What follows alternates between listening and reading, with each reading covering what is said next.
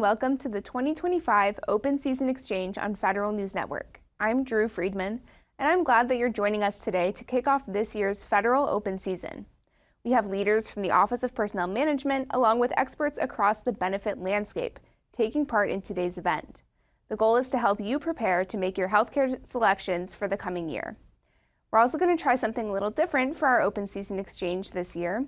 Kevin Moss, a senior editor with Consumers Checkbook and federal benefits expert, has kindly offered to let us play a Do You Know Your Benefits game, where we'll find out if we can stump Kevin with some open season trivia.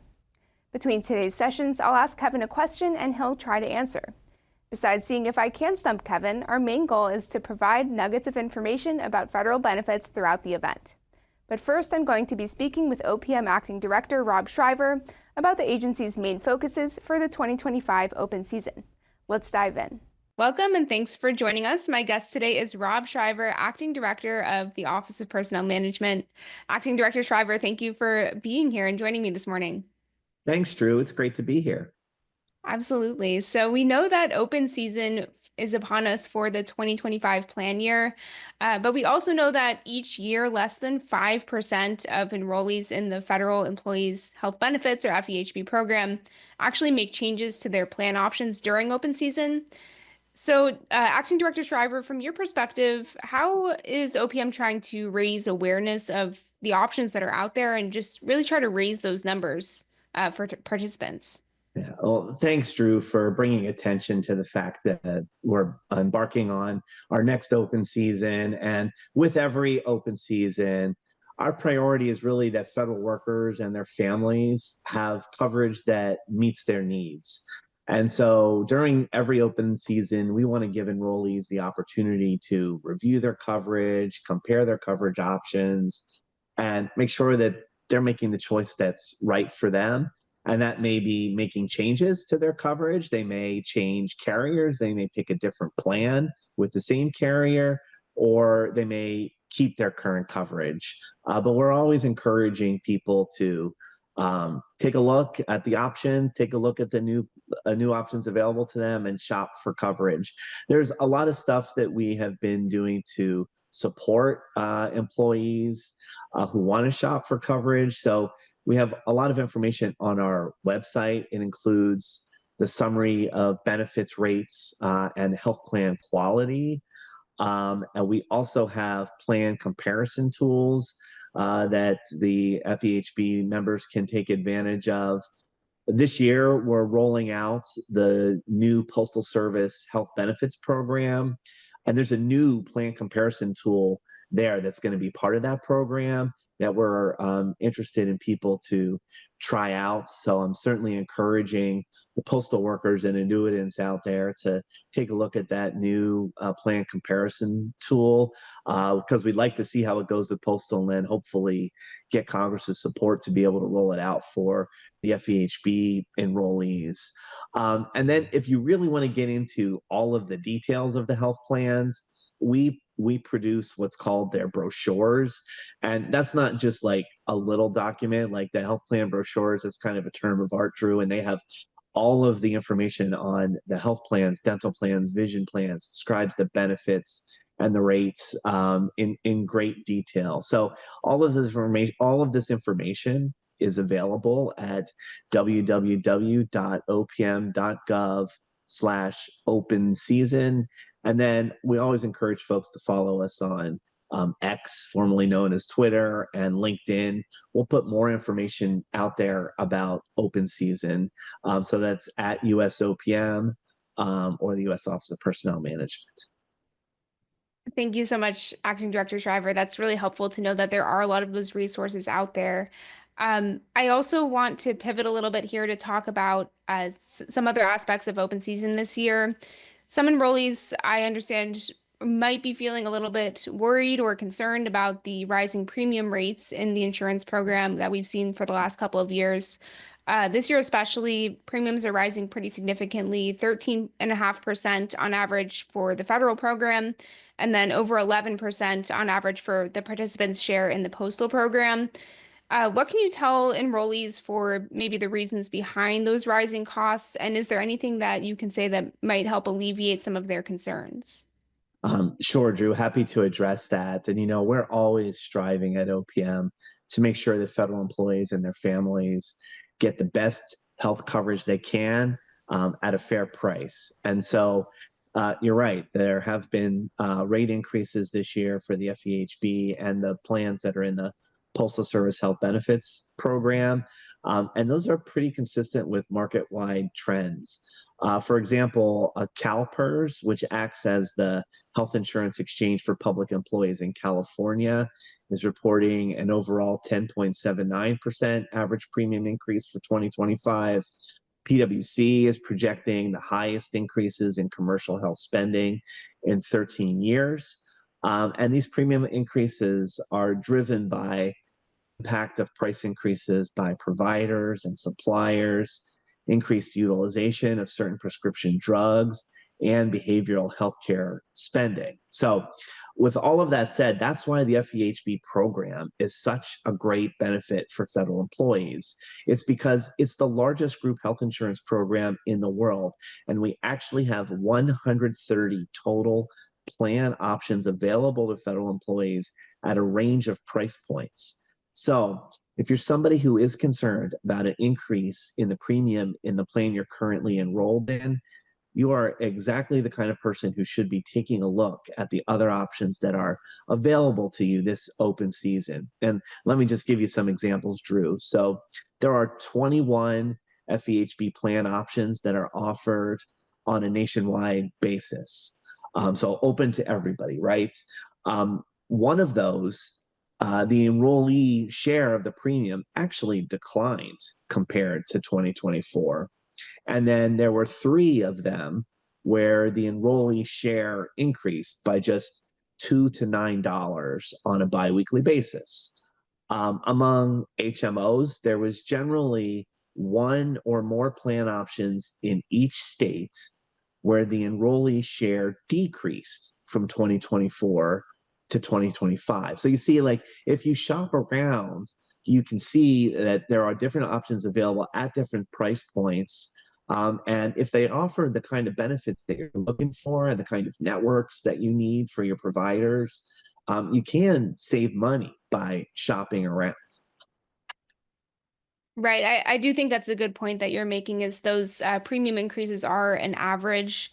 So the 13.5%, the 11%. So of course, some plans will be less than that, some will cost more, and then it's just dependent on your healthcare needs, of course, too. And one thing I do want to kind of point out here is that the Federal Employees Benefits Survey that OPM administered just a couple months ago, it was found that 81% said out-of-pocket costs were a top factor for them when selecting a health plan. So I think that just kind of shows, how important cost plays into open season and just making those health insurance choices. But I do want to turn a little bit towards some of the benefits and different options that are going to be available for next year. Can you give an overview of any significant changes in coverage options for enrollees this year? I know IVF was a big change. Anything that you can share there or anything else that OPM is focused on this year? Yeah, sure. As you mentioned, we have expanded fertility coverage in the FEHB plan, and this has been a multi-year effort. So we initially had required all FEHB and this year postal plans to cover all forms of artificial insemination and the drug costs associated with IVF procedures for up to 3 cycles annually. So that's the base benefit that's available for fertility. And then we've been working to expand comprehensive IVF benefits. And so for the 2025 plan year, the FEHB overall program wide is providing 25 plans who are offering 45 plan options that offer IVF coverage above the required benefit level. And in fact, we added a new national plan this year. So now we have 2 national plans that provide comprehensive IVF coverage. And I think that's a big deal. Part of what we strive to do, Drew, at OPM is position the federal government as a model employer, and that includes offering benefits that are competitive with the private sector, and providing comprehensive IVF coverage is something that is important to our enrollees, and we're happy to be able to offer not only access to everyone in the FEHB who wants IVF coverage, but choice in carriers and options there. So that's a big deal. Also, for plan year 2025, we're focused on integration of Medicare prescription drug benefits into the FEHB. And so we've accepted proposals from FEHB carriers that feature automatic group enrollment for Medicare prescription drug plan employer group waiver plans. This is one of my all-time favorite government acronyms, Drew, the so-called EGWIPs.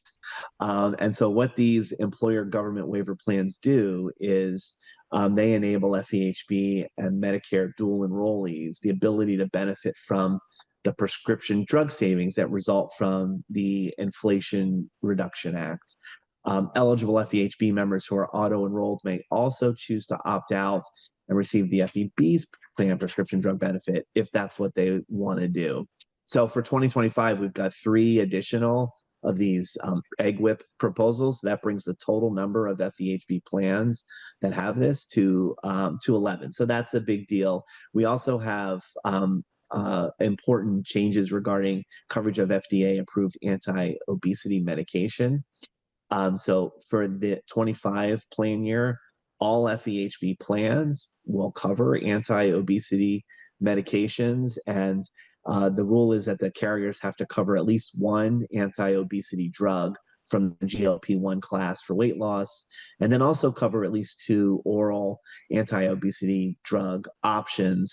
We've also emphasized that carriers must offer comprehensive behavioral therapy that cover appropriate diet and exercise regimes for those folks who are prescribed anti-obesity medication. And 2 more things real quick: access to and availability of mental health and substance abuse treatment. So we have emphasized the access and availability of behavioral provider networks, and done that in view of the recent crisis around the COVID-19 pandemic, youth mental health, the opioid epidemic. So our plans are expanding access to behavioral health services by reimbursing behavioral health services offered in primary care settings. So that incentivizes greater coordination among behavioral health providers and other providers in the health system. And then we've also taken measures to address inequities in maternal health. According to the CDC, 50,000 women in the US each year experience pregnancy complications or severe maternal morbidity.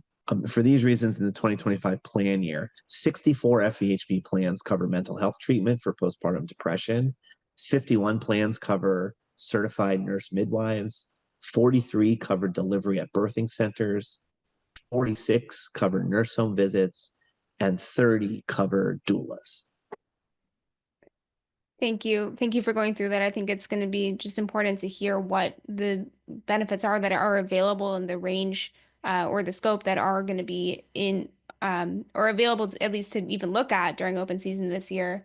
And you alluded to this a little bit already, but can you talk about, why those have been areas that OPM has prioritized for the last couple of years? I mean, maternal health, mental health, gender affirming care, all those things. Can you talk a little bit about why OPM is focusing on them?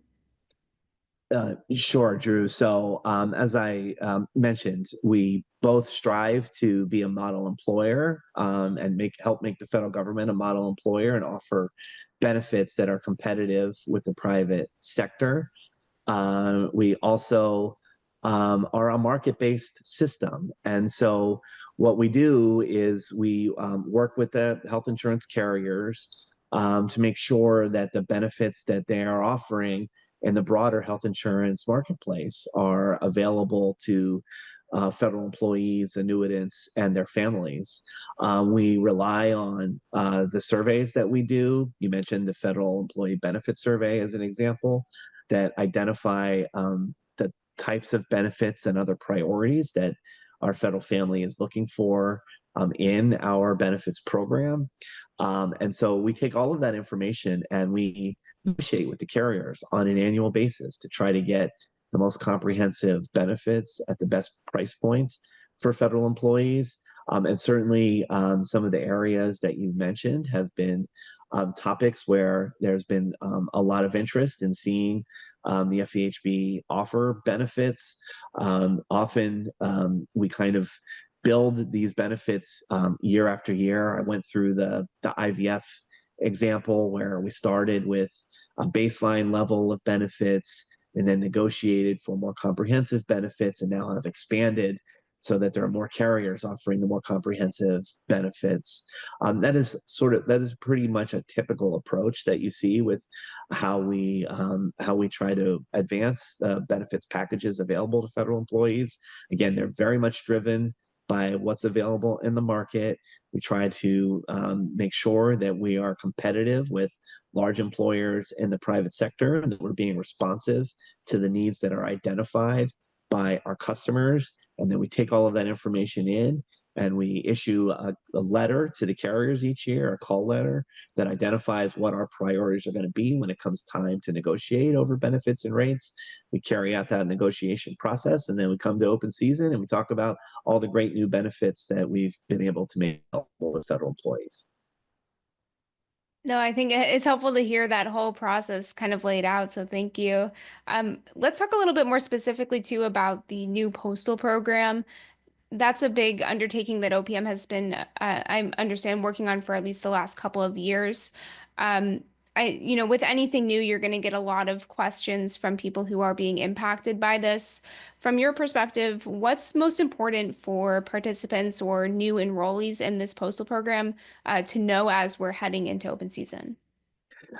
Yeah, Drew, we're really honored that Congress gave us the responsibility of launching the new Postal Service Health Benefits Program as part of the Bipartisan Postal Reform Act that it put into law. It's going to cover nearly 2 million postal employees, annuitants, and their families.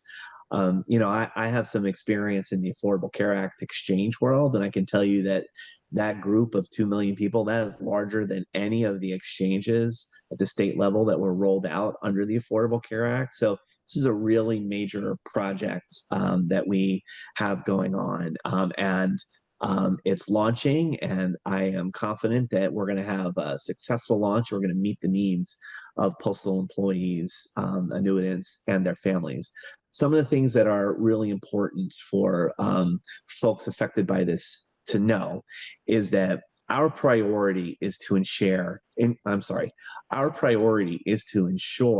that every person is covered. We don't want there to be any breaks in coverage. So one of the things that we did is we have rolled out an auto enrollment feature. That means that if a postal employee or an annuitant doesn't do anything during open season, they are going to be automatically enrolled in a health plan that's comparable to the one that they had under the FEHB program.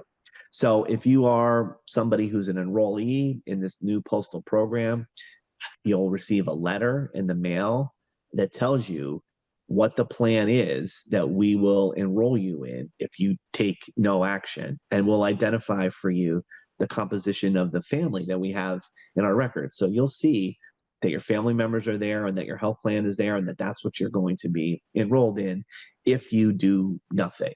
So if you get that notice and everything looks right to you and you're satisfied with the plan that you'll be automatically enrolled in, and be the plan that is the closest to the plan you've had in the FEHB. So the vast majority of cases, it's the same carrier, the benefits are equivalent. So that's what you'll be enrolled in. You don't have to do anything. If you take a look at that and you want to make a change, then you're going to be able to come on to the new Postal Service health benefit system during open season. It's going to be a new online portal, and you can make whatever change that you want to make that way during open season. So that's the most important message that I want the postal employees, annuitants to understand, is that we're not going to leave you without coverage. You don't have to do anything. You'll be automatically enrolled. If you want to, you can start looking now on opm.gov. We have a landing page for this new postal program, and we'll have their information on enrollee eligibility, a plan comparison tool, a mapping table that shows how we've mapped the FEHB plans to the Postal Service plans, specific descriptions of any plan level reductions and cost sharing for Medicare enrollees, and information on the newly developed PSHB system that you'll use in open season. So there's information on opm.gov on the special postal landing page. And then if you need to make changes, you'll do that in the new system starting with the beginning of open season. Thank you. And just going into open season this year, what are you going to be looking for in terms of just launching this big new program for postal employees? Are there possibly ways that you're going to be looking to build out the program in future years, or take away any lessons learned, for example, from this launch year? Yes, Drew. I think there's going to be a lot of lessons learned, and I think this is going to be a really important project for OPM. We are building this system the way a modern health benefit system is built. It features a central enrollment platform, a modern IT system, and with decision support tools that will help postal employees, annuitants, make the choice in health coverage that's best for them and their family. It is a model for what we would like to do moving forward with the Federal Employee Health Benefit Program overall. Right now, that program has been built as a decentralized program where a lot of the activity that happens between the employee and the carrier, or the employee and the agency, as opposed to this approach with the postal system, where we have a central enrollment platform that will just give us better data, better analytics, a better opportunity to advance program integrity, and ensure eligibility is being done correctly. So it's a really big deal for us. Now, this is also a change management exercise, because people who have participated in the FEHB for years, like the postal employees and annuitants who are moving into this new system, they're used to a different way of enrolling in coverage and shopping for coverage. They're not used to a central enrollment platform like this. So our focus has been both on successfully delivering the new system and also providing extensive customer support, so that we can help people get through what is really a change management exercise in the way that they're used to engaging with the health benefit system for the federal government. And one other important statistic I kind of wanted to point out, again from that Federal Employees Benefits Survey that we both referenced earlier. On that survey, less than 2/3 of respondents agreed that the last time they selected or switched health plans, they felt like they had enough information to choose the right plan for them. So of course that means the other about 1/3 felt like they didn't have enough information to make that decision. Obviously, you've gone through a lot of different resources, the plan brochures, things on OPM's website, the information that is available. So I'm curious, what is your kind of reaction to that finding, and are there ways that OPM is really trying to push that information out to make sure that enrollees have it at hand when they're making decisions during open season? Yeah, Drew, there is a lot of information for people to sort through and trying to figure out what health plan is best for them. I'm really excited about the new decision support tool that we'll be rolling out for postal employees and annuitants in the postal system. I think it's going to be a great kind of almost like a pilot project for what we want to do in the FEHB. It should help people with exactly the issue that you've raised by providing them plan comparison information in a more user-friendly way, allowing them to compare benefits in a more user-friendly way, enable them to check their providers and make sure their providers are in the plan's network. And it's something that we're going to build out on over time. And then hopefully, as I said, if we can win the support of Congress to get the funding to be able to then roll that out for the FEHB overall. In the meantime, we try to do some additional work in areas where we know there's attention or maybe there's been changes in benefits. So we put together some decision support tables that help people understand the new IVF benefits or understand the anti-obesity benefits and how those maybe have changed from last year. So we will continue to try to do that to identify areas where there either is a lot of interest and attention or where there's been any significant change, and make sure that we're providing that information in a user-friendly way to customers. I guess the other thing that is always a fail-safe is federal employees can call their plans, their health plans, if they have questions about the benefits that are being offered, if they're looking at the summary of benefits and coverage, or if they're looking at the plan brochure and they have questions about what they're seeing. The health plans have customer service lines where people are set up to be able to answer those kinds of questions as well. And just quickly wrapping up here, Acting Director Shriver, what is the final message that you would like to leave with our audience today about open season and maybe why they should participate in it? Yeah, Drew. So even if you've been very happy with your coverage and you haven't shopped for a long time, I think it's always good to view open season as a point in time to just check in and really ask yourselves, is my coverage meeting my current needs?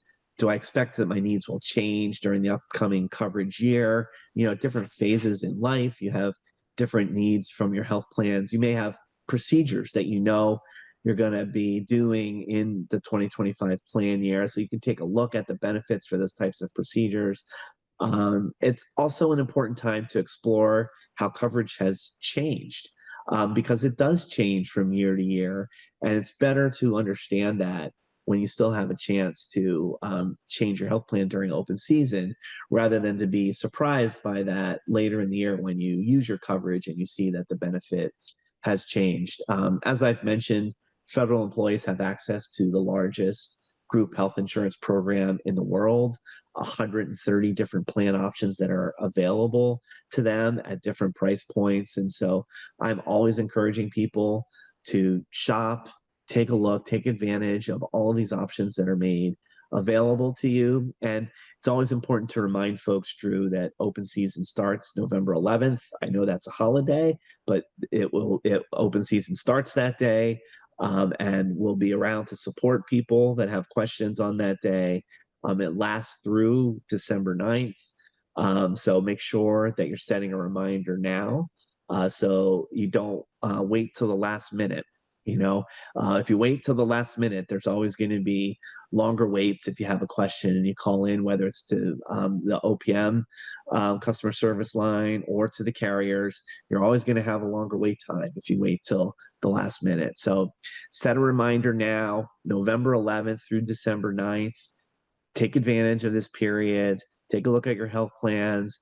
See what your money saving options are, and make sure that you and your family are enrolled in the coverage that's best for you.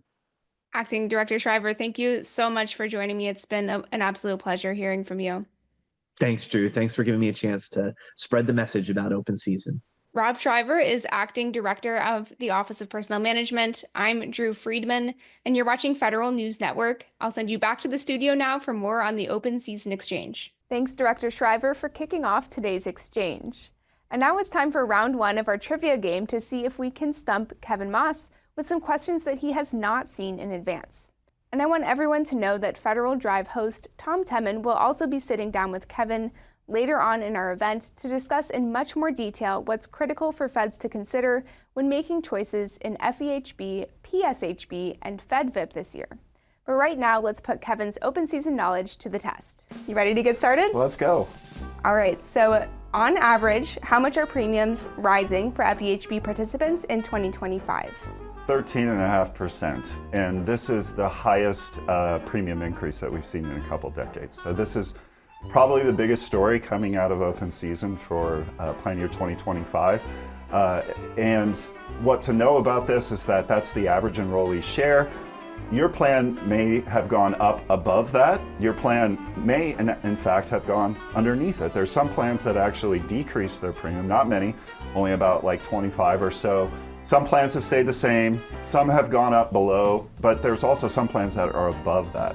In fact, there's a plan called Health Alliance HMO Standard in the Midwest.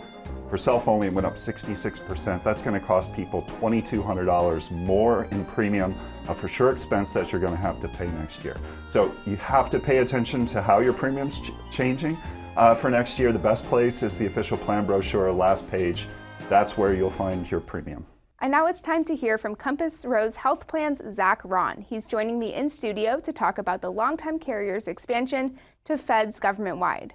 Welcome and thanks for joining us. My guest today is Zach Ron, Director of the Compass Rose Health Plan. Zach, thanks for being here. Yeah, thanks for having me, Drew. Of course. So Zach, for those who might not know, tell us a little bit more about Compass Rose and what your mission is. Yeah, so we are a not-for-profit federal employee health benefits plan. We've been around for a while, since 1948. Really, we started in the Intel community. Over time, we've worked our way to opening up to more and more agencies. And really our mission is to keep health insurance simple for our members. So thinking of the federal workforce, how much they do for us, how much they do for our country, health insurance is the last thing that we really want them to have to worry about. So our mission is really our members and to keep it simple. So I know that recently you opened to the Department of Veterans Affairs, and then even more recently you've expanded to all feds. So can you tell me the reason behind that decision? We most recently opened to the Department of VA and Homeland Security. We're still a closed plan currently in 2024, but excited to announce in 2025 that we're opening up to the full FEHB eligible population. And really, as our health plan continues to grow up, we've added more options. So we have a standard plan, a high option plan. That's what we've been doing forever, the high option. We have a Medicare Advantage plan. So we really feel that the feds deserve exceptional options for health insurance, and that's what we believe we can offer, and we believe we can offer it for every stage of life. So basically, able to serve more federal employees. Absolutely. And can you tell me a little bit more about some of the offerings that you can get through Compass Rose, maybe what kind of sets Compass Rose apart from other carriers in FEHB? Sure. So multifactorial. So first are the benefits. So we offer some unique benefits like massage, acupuncture, chiropractic, free telehealth. We have a robust rewards program for those in our high option. We have a very large network, so we use United Healthcare for a large nationwide network. We have OptumRx as our pharmacy benefits manager, also very large pharmacy network. So on the benefit side, we believe we have a lot of uniqueness about us. As far as member advocacy, we believe we offer the highest level customer service that can be offered. We believe that it's a driving force for me, it's a driving force for those at the health plan, but we really are focused on providing exceptional customer service. Really, if you're calling for a simple question or it's going to be a long call, you're not rushed off the phone. We're trying to help figure out how to help you, how to get the resources you need, and then just provide any education as needed. Yeah, no, I think the one that sticks out to me so much is just the acupuncture and massage. I mean, that's one I'm reminded of every year with open season, just because that sounds really nice to have, honestly. But I'm also curious, Zach, if you were speaking to a federal employee who's, heading into open season this year and they're in the FEHB program, what would you tell them about, why to choose Compass Rose, or at least consider choosing it? So we want to offer coverage for those who need medical care. We also want to offer coverage for people who aren't sick or don't need care at the time. So as we kind of talked about the massage benefit, chiropractic, acupuncture, and then we're always looking at unique ways like care delivery. So we offer free telehealth. We offer a digital musculoskeletal program, digital pelvic health, and then virtual everyday and urgent care. So just that paired with our customer service and really our roots, our mission, that's what I would look for. And is there anything else that you can share in terms of how you try to support your members in either getting healthy or trying to stay healthy? Yeah, so one of the first things that comes to mind is our rewards program for our high option members. Really, we kind of tee up some just some easier items that people are probably already doing, but we want to give you credit for doing that and maybe incentivize you to look at the list of available options and maybe, add a PCP visit or do a cost calculator for one of your prescription drugs or, be part of our coaching program. So those type of things really, I believe, set us apart. And the credits that the member will receive really go towards next year's deductible. So subscribers and eligible spouses in the high option that max out the rewards points basically won't have a deductible for the next calendar year, which is pretty cool. Like I said, we really believe that we offer health insurance for every stage of life. Just thinking back to when I graduated college in pharmacy school, when I took my first job, when I was going through the differentials on signing up for healthcare coverage, I was really looking at the premium for more essential coverage for just myself being single, and then as I got married, had a child, then I started thinking, well, I need more benefits. I need something more robust. I don't want to pay. I'm okay paying a higher premium, but I want more robust benefits during the calendar year. So just thinking standard plan versus our high option plan. And then my parents are both in process of retiring right now, and they're just talking my ear off about Medicare. So we have an awesome Medicare Advantage program. It really combines our high option benefit with Medicare. And it's all kind of rolled up into one plan, being an Advantage plan.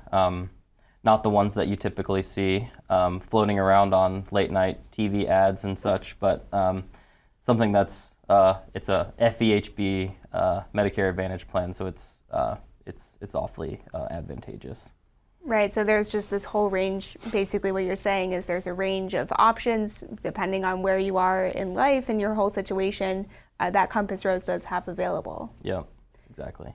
Zach, can you share any specific examples of how Compass Rose is maybe a little bit more unique than some of the other options out there? One thing that I believe makes us unique is our nursing team. So we have nurses on staff and basically a whole team of nurses that work together to help members find care for the smallest of small things to the large, unfortunate, life-changing things.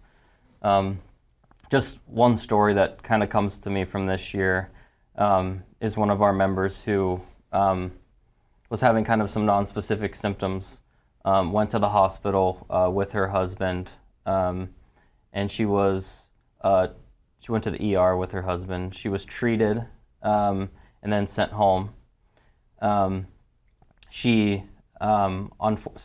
she was already pre-engaged with our nursing team at that point. So when she came home from the hospital, they both, or the husband really, they both collectively believed that there was probably something else more wrong than what was diagnosed or what the kind of the overall treatment was in the emergency department for her. So unfortunately, she ended up falling at home on the way in from the transportation. And she had, at that point, did not want the ambulance to come pick her up and take her back to the hospital. So her husband was able to get in touch with one of our nurses from our nursing team, and they really convinced him and her to get care immediately. So with them working with our nurses, she was able to get to the hospital, and then she received an image, and it turned out that she had a stroke, which wasn't part of the original diagnosis or differential, but unfortunately, that was the reality of the matter. And working with really our nursing team, they were able to really make them understand that they needed to go back to the ER, get imaged. She was able to move back out of the hospital, but just thinking of a real world example that kind of hit me hard this year. So yeah, I think that's definitely one thing that sets us apart. And just wrapping up here, what would you recommend to participants this open season? Any final word of advice for them? Yeah, so this year is busy for everyone, including myself. Health insurance is super complicated, as we know. And really at Compass Rose, we want to make that simple. We don't want you to have to worry about coverage, network, those type of things. Just spend a little bit of time looking at comparing different plans, what you think you might need as far as care, where you are in life. Are you single, newly in the workforce, looking for a lower premium because you don't believe you'll need too much care? Or are you, a father of 3 with a wife, family? You think you will need a little bit more care. You want to lower out of pocket during the year, something more predictable. And then, looking into the different materials. So I know OPM has a great comparison website for different benefits, the premiums associated with each plan. So just my suggestion would just be look at do a little bit of research, not too much research. Don't get wrapped up in it, obviously. But really, it's about picking a couple plans and then going in and going to the member-facing materials. Kudos to our marketing team. We put a lot of effort into our specific communications, whether that be our member website or social, or if you call in, visit a benefits fair. There's virtual benefits fairs this year, several of them. We will be there. Ask your questions. Yeah, no, absolutely. That's really good advice. Just trying to, get as much information as possible and make sure that you make the right choice this open season. But Zach, it's been great talking to you. Thank you so much. Yeah, thank you very much. Zach Ron is director of the Compass Rose Health Plan. I'm Drew Friedman, and you're watching Federal News Network. Now let me send you back to the studio for more on the open season exchange. So you said this is the highest premium increase that we've seen in quite a long time. How does it compare to the premium increases that we saw in 2024 and 2023? So it's almost double. So we were at around 7.8 2 years ago. I think it was 8.6 or so last year. So almost double. It's kind of a worrying trend now that we're in this period of higher premium increase. It does look like federal employees and annuitants should expect higher premium increases going forward. And again, this is a for sure expense that you have to pay. And it's one thing that will probably change in your health plan every year. So you have homework to do. Even if you think that you're relatively satisfied with your health plan, you do need to know how much you're going to be paying for it. Thanks, Kevin. Next up, I'm talking with Lori Bodenheimer, OPM's Associate Director of Healthcare and Insurance. We'll go into a lot of detail about the changes in federal insurance options for 2025. Hello, and thank you for joining us today. My guest is Lori Bodenheimer, Associate Director of Healthcare and Insurance at the Office of Personnel Management. Lori, thank you so much for being here. It's a pleasure to be able to talk to you today. Same here. Thank you, Drew. Absolutely. So going into open season this year, I know there are several changes for enrollees. First, in terms of the benefits that they will have access to through the FEHB program. So Lori, can you just off the bat here give a couple examples of maybe some of the important changes or updates that you think participants should be aware of going into open season this year? Of great significance is that we have many more FEHB plans who will be offering added fertility services, especially in vitro fertilization or IVF services. 7 of those plans are new for 2025. We now have 2 of our large nationwide fee-for-service plans that are offering coverage for IVF. So there is a choice that everyone who is enrolled in the FEHB program has, as well as a number of our community-rated or HMO carriers in different pockets across the country. And so we know this is a benefit that many of our younger federal employees need to avail themselves of. And so we're pleased with our progress in that arena. And there is a document on opm.gov that goes through all of the plans that are offering IVF services, and more specifically what those benefits are, as well as a link to more details for each of those plans. So if that's something that you're interested in, or a service that you think you might need in 2025, encourage you to look at that and do that research early in the open season. In addition, we continue to support the Biden-Harris administration in overall women's health, maternal health. We know that access to good maternal care can be challenging in some parts of the country. And so we are expanding the types of providers that can help with that. We're very focused on postpartum depression and making sure that women have access to care when needed. And when I say expanding coverage, more plans are covering nurse midwives, lactation specialists, doulas. Sometimes that varies because they're subject to state law. Not every state has licensure requirements for all of these types of providers. So do check your plan for that sort of coverage, depending upon where you live. And with respect to mental health, we certainly know that coming out of the pandemic, a lot of people, had a need for behavioral or mental health services. Some people certainly report that they struggle to find a provider, whether they're in network or out of network, just struggling to find a provider who is accepting new patients.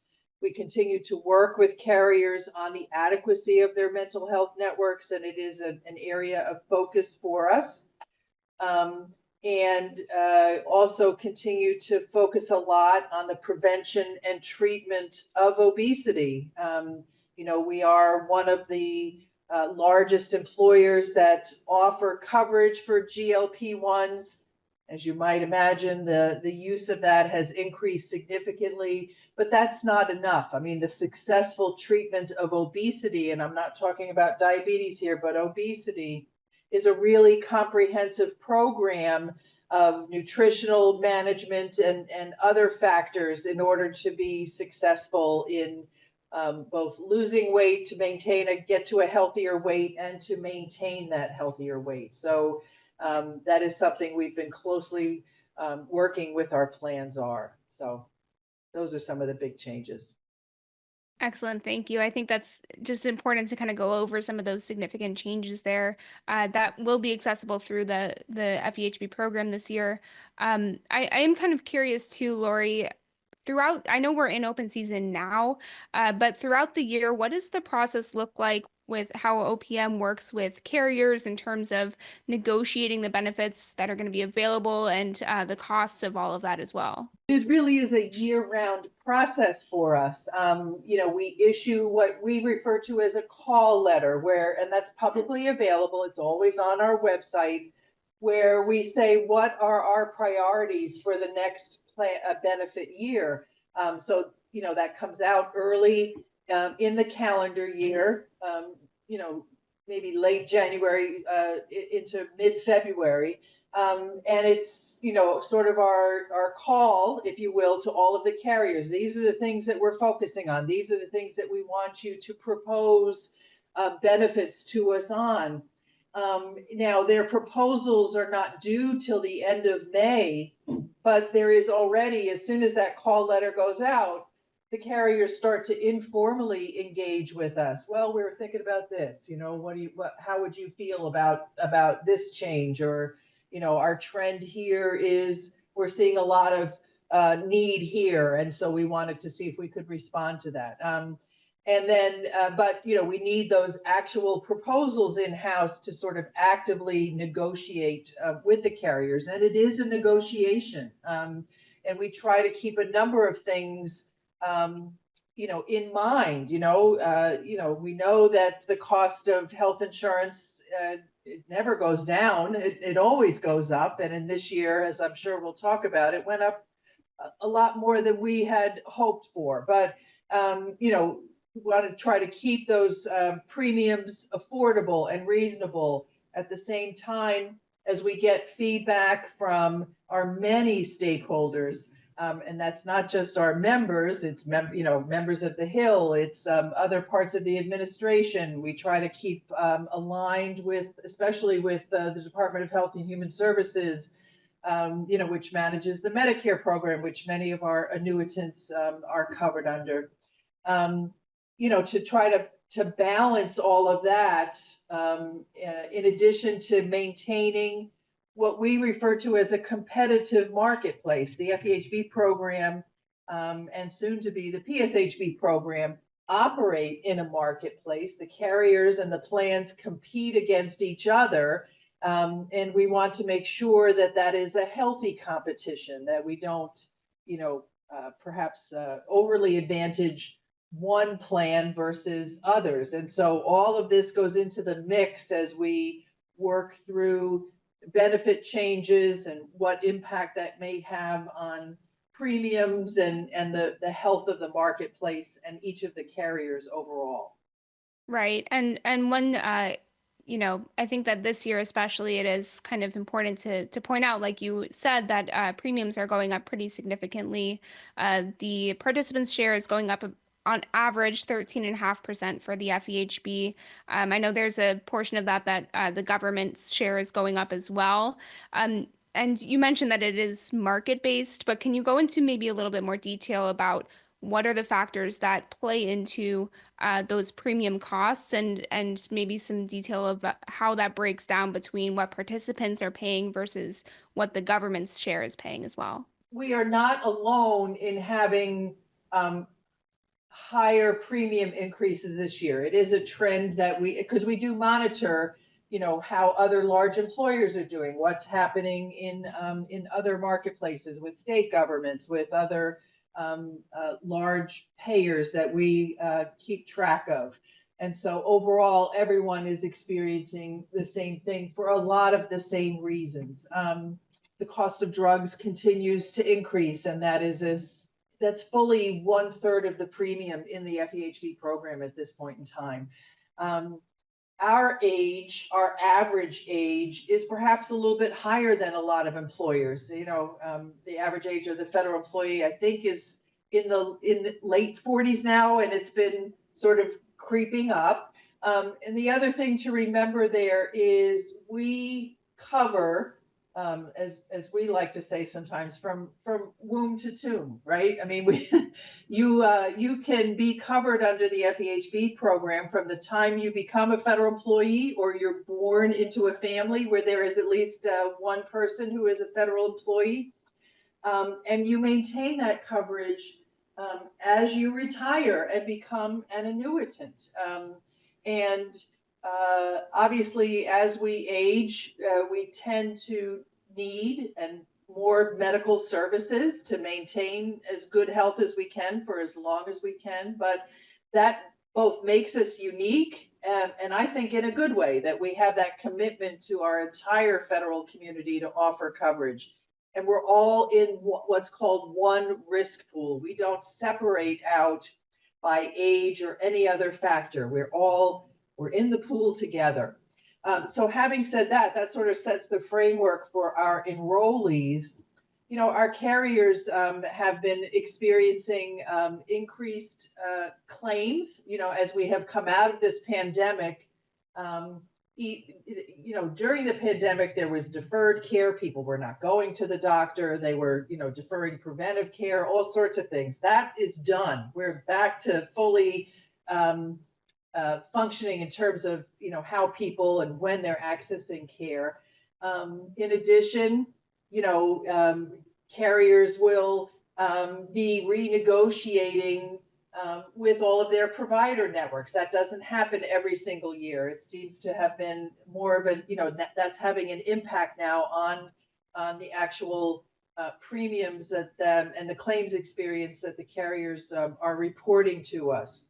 And so all of this together sort of came at the same time. Outpatient care is going up. The market is condensing in terms of large provider groups, which can have more of an impact in their negotiating stance with the various health insurance carriers. So all of that, plus GLP-1s, I have to say, have been a significant cost increase. And what's not yet clear with them is, they have a long-term promise to maybe decrease the cost of care, right? If you have diabetes and you're able to lower your A1C and maintain that lower A1C, you'll probably have less complications from diabetes than you might have had otherwise. But we won't know the savings that potentially can arise from that for several or a number of years. And so, but we know that in this moment, we have to pay the costs of the care that people are using and experiencing. And so that's both a retrospective, this is what we experienced last year, as well as trying to look at the crystal ball and say, all right, so what do we think will be our claims experience in the next year? It's both an art and a science. Right, and I'm sure that just all of that cost and the thought of what my premium will be is a huge question for people as they're heading into open season this year. I'm wondering if you have any recommendations or suggestions for what enrollees can do to try to at least understand where they might have some cost savings available to them.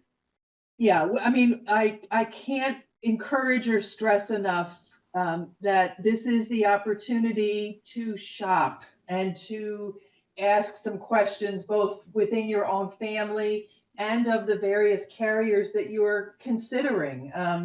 So, to visit OPM's open season webpage, which is www.opm.gov/open season. It will be, some of the information might already be out there, but it's always available before the first day of open season, which is Veterans Day, November 11th this year. So we have a lot of resources that are available there, helping you find which plans you can choose from. You think about this, every single FEHB enrollee can choose from, I think it's 17 nationwide plans, plus, depending upon where you live, additional local or regional HMO plans from which to choose. So look at the premiums, look at how that plan is performing on its quality measures. Look at how much, think about internally at home, how much have I and my family members used my FEHB and FEDVIT benefits in this current calendar year? And do I expect any changes for that in 2025? Now, we can't always anticipate coming down with a major illness or regrettably having some sort of accident or injury that, can change how we will access healthcare. But do you have planned surgery that you'll know will happen in 2025? Do you hope to, achieve a pregnancy and add to your family? Those kinds of things, you can anticipate that that will impact your healthcare costs. look at the way that we calculate premiums for both the enrollee share and the government share is based on a formula that's set by statute. And because of that, and it's a little quirky, I'll say, I won't be able to explain it very well, but some plans get the benefit of the entire government contribution, and some costs are higher and the government can only contribute a certain amount, and after that it is the enrollee. So look at that, make sure that you are getting the advantage or the benefit of the entire government contribution, and don't over insure yourself. I mean, look at the balance between what the premium is and what the member cost sharing is. And again, keeping in mind how you'll use your health care, and do a little math and try to figure out, okay, do I want a lower premium no matter what, and I'll take the higher cost sharing, or is it more important to have some certainty there? I'll pay a higher premium and balance that with perhaps lower cost sharing. So those are all things that we would encourage people to think about, and in advance of open season. Even you can start now. And I understand that also OPM has a plan comparison tool on its website, which I'm sure you already mentioned, but can you just explain or walk through, when a participant opens that webpage, what does that look like and what are they able to do with that tool? It'll be different in the Postal Service Health Benefits Program this year, and we dearly hope to be able to enhance the plan comparison tool for the FEHB. It is a bit of an older tool at this point, and we know that it requires a little bit more effort on the part of enrollees to really dig down for the information that they need. So it will, you can go into opm.gov/open season and find all the plans that are available to you in your service area. It will have links to all of those plans. It will have links to all of those plan brochures. But if you're looking for specific benefits, you do have to either look at the brochure or contact the plan directly and ask questions about a particular benefit that you're interested in. We're not able to offer you the opportunity to compare, for example, IVF benefits across 3 or more plans right now. That's why we put that chart out there, because we know people will be interested in that. You can see what the premium is, and the by pay period, because that could vary obviously if you're an annuitant or an active employee. That's pretty much what the plan comparison tool can do for you. Hopefully help you narrow down, but if you are considering a change, you will need to dig a little deeper and do a little bit more research on a plan by plan basis.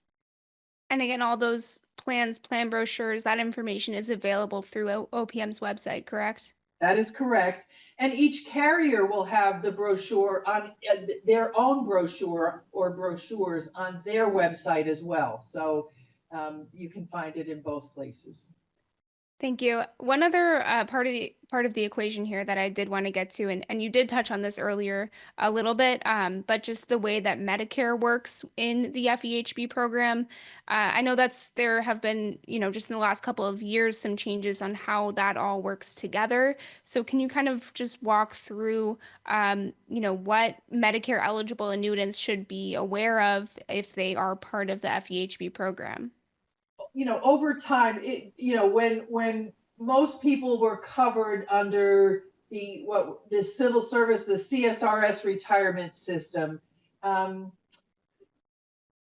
relied on their FEHB coverage more so because they hadn't paid into Social Security. They weren't eligible for Medicare. That pendulum has completely shifted now. The vast majority of federal annuitants are covered under the Federal Employee Retirement System, which we refer to as FERS.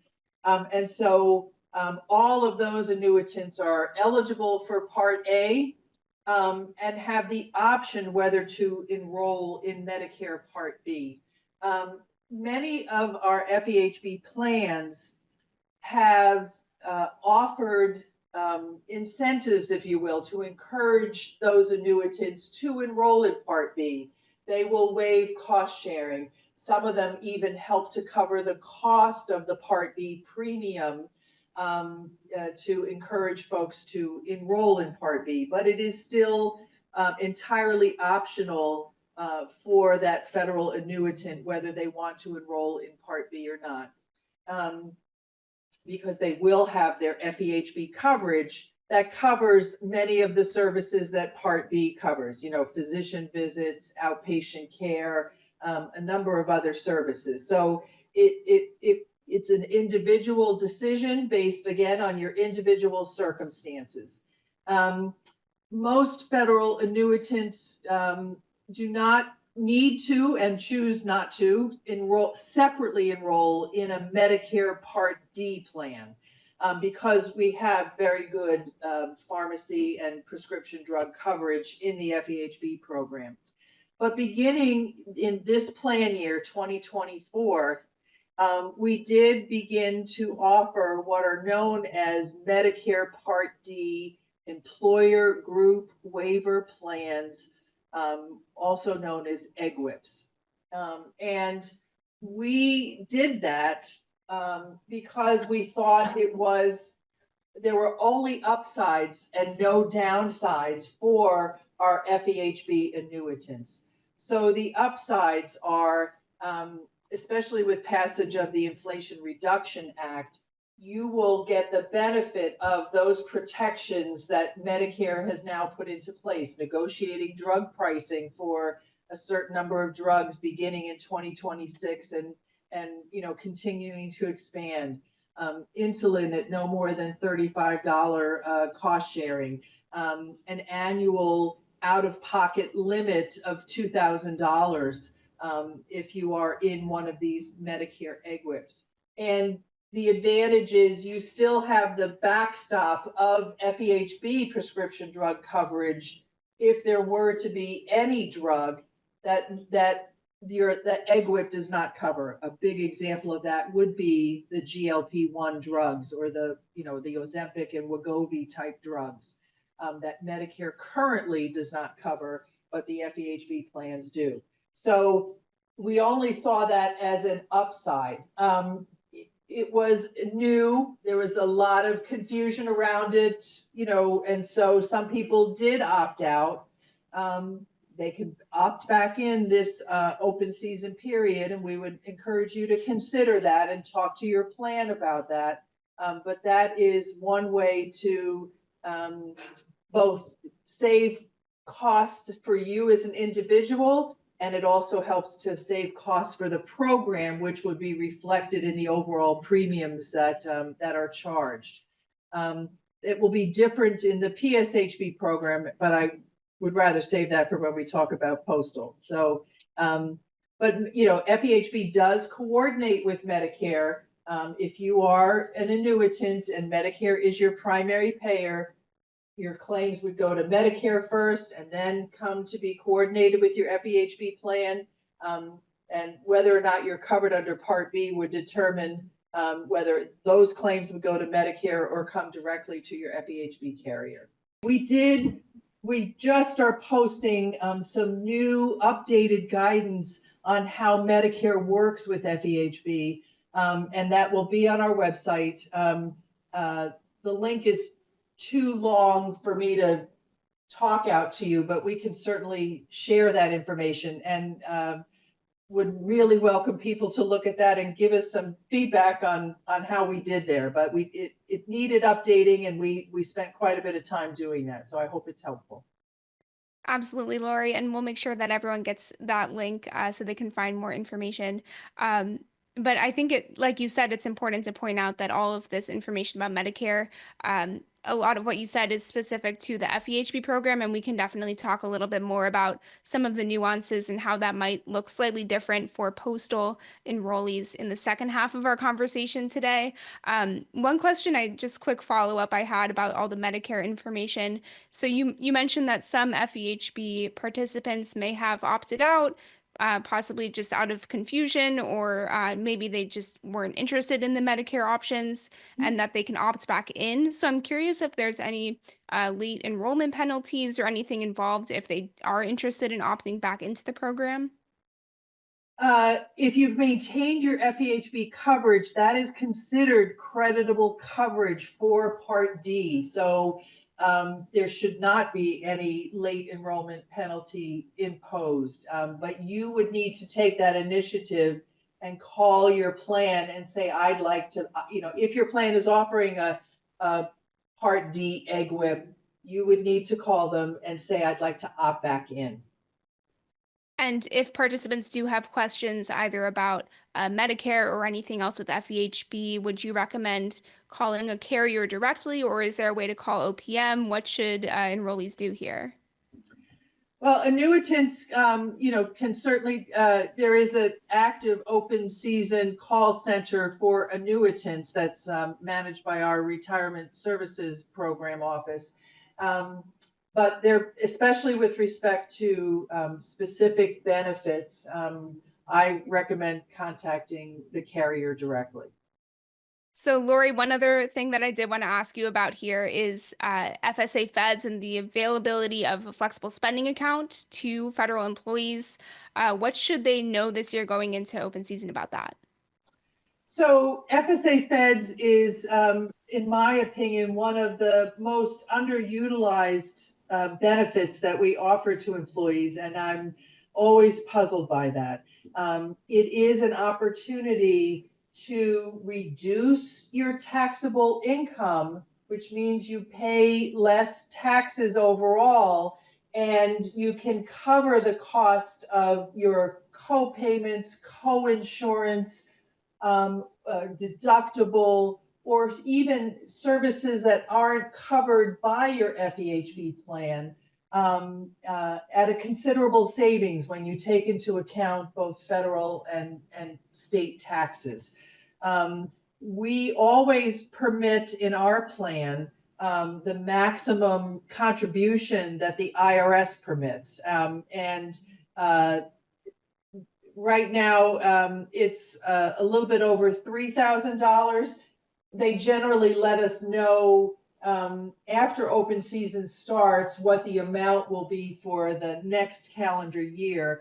But our contractor, FSA Feds, will reach back to those enrolled. So if I elect the current year's maximum amount and the amount goes up $100 or $150, let's say, they'll reach out to me and say, do you want to increase your election to the maximum amount? So they, people have that opportunity.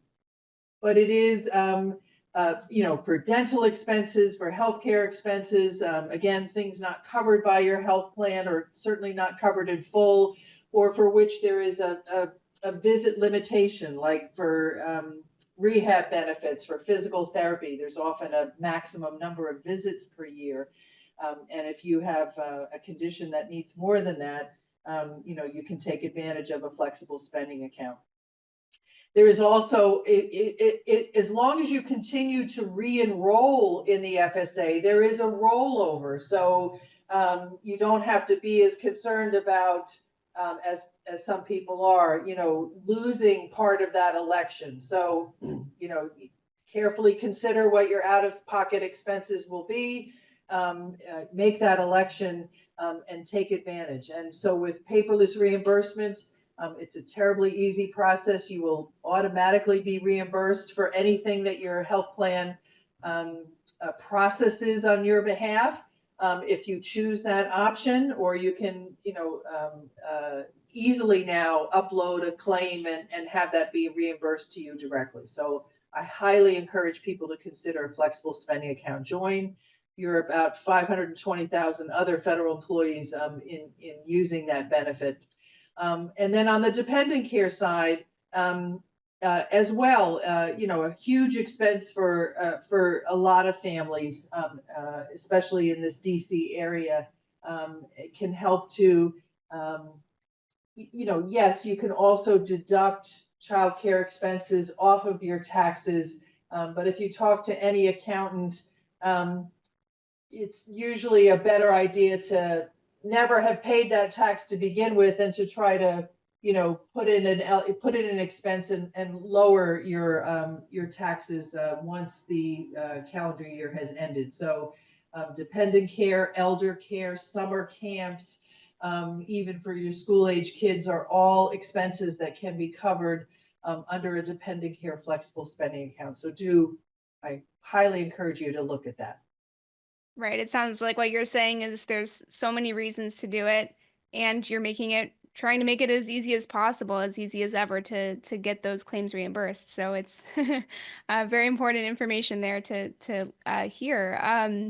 One final area that I did want to talk about with you, Lori, just in the first half of our conversation here, is about dental and vision insurance through FedVIP. Can you tell me about any maybe significant changes this year for FedVIP, or what else participants should know going into open season again? So FedVIP has, grown to be a hugely popular benefit program for our federal population, and is inching up, if not exceeding, FEHB enrollment. So it's got the highest enrollment, I think, of all of our benefit programs. Not too many changes for this year. Also, minimal premium increases in FedVIP. But do look at the regional plans tend to be a little bit more affordable than some of the national dental plans. But look and see what works best for you. Most of them will cover braces, and of course the balance could go to your flexible spending account, so do keep that in mind. And think again about your family needs. Are you fortunate enough that members of your family only need routine dental care?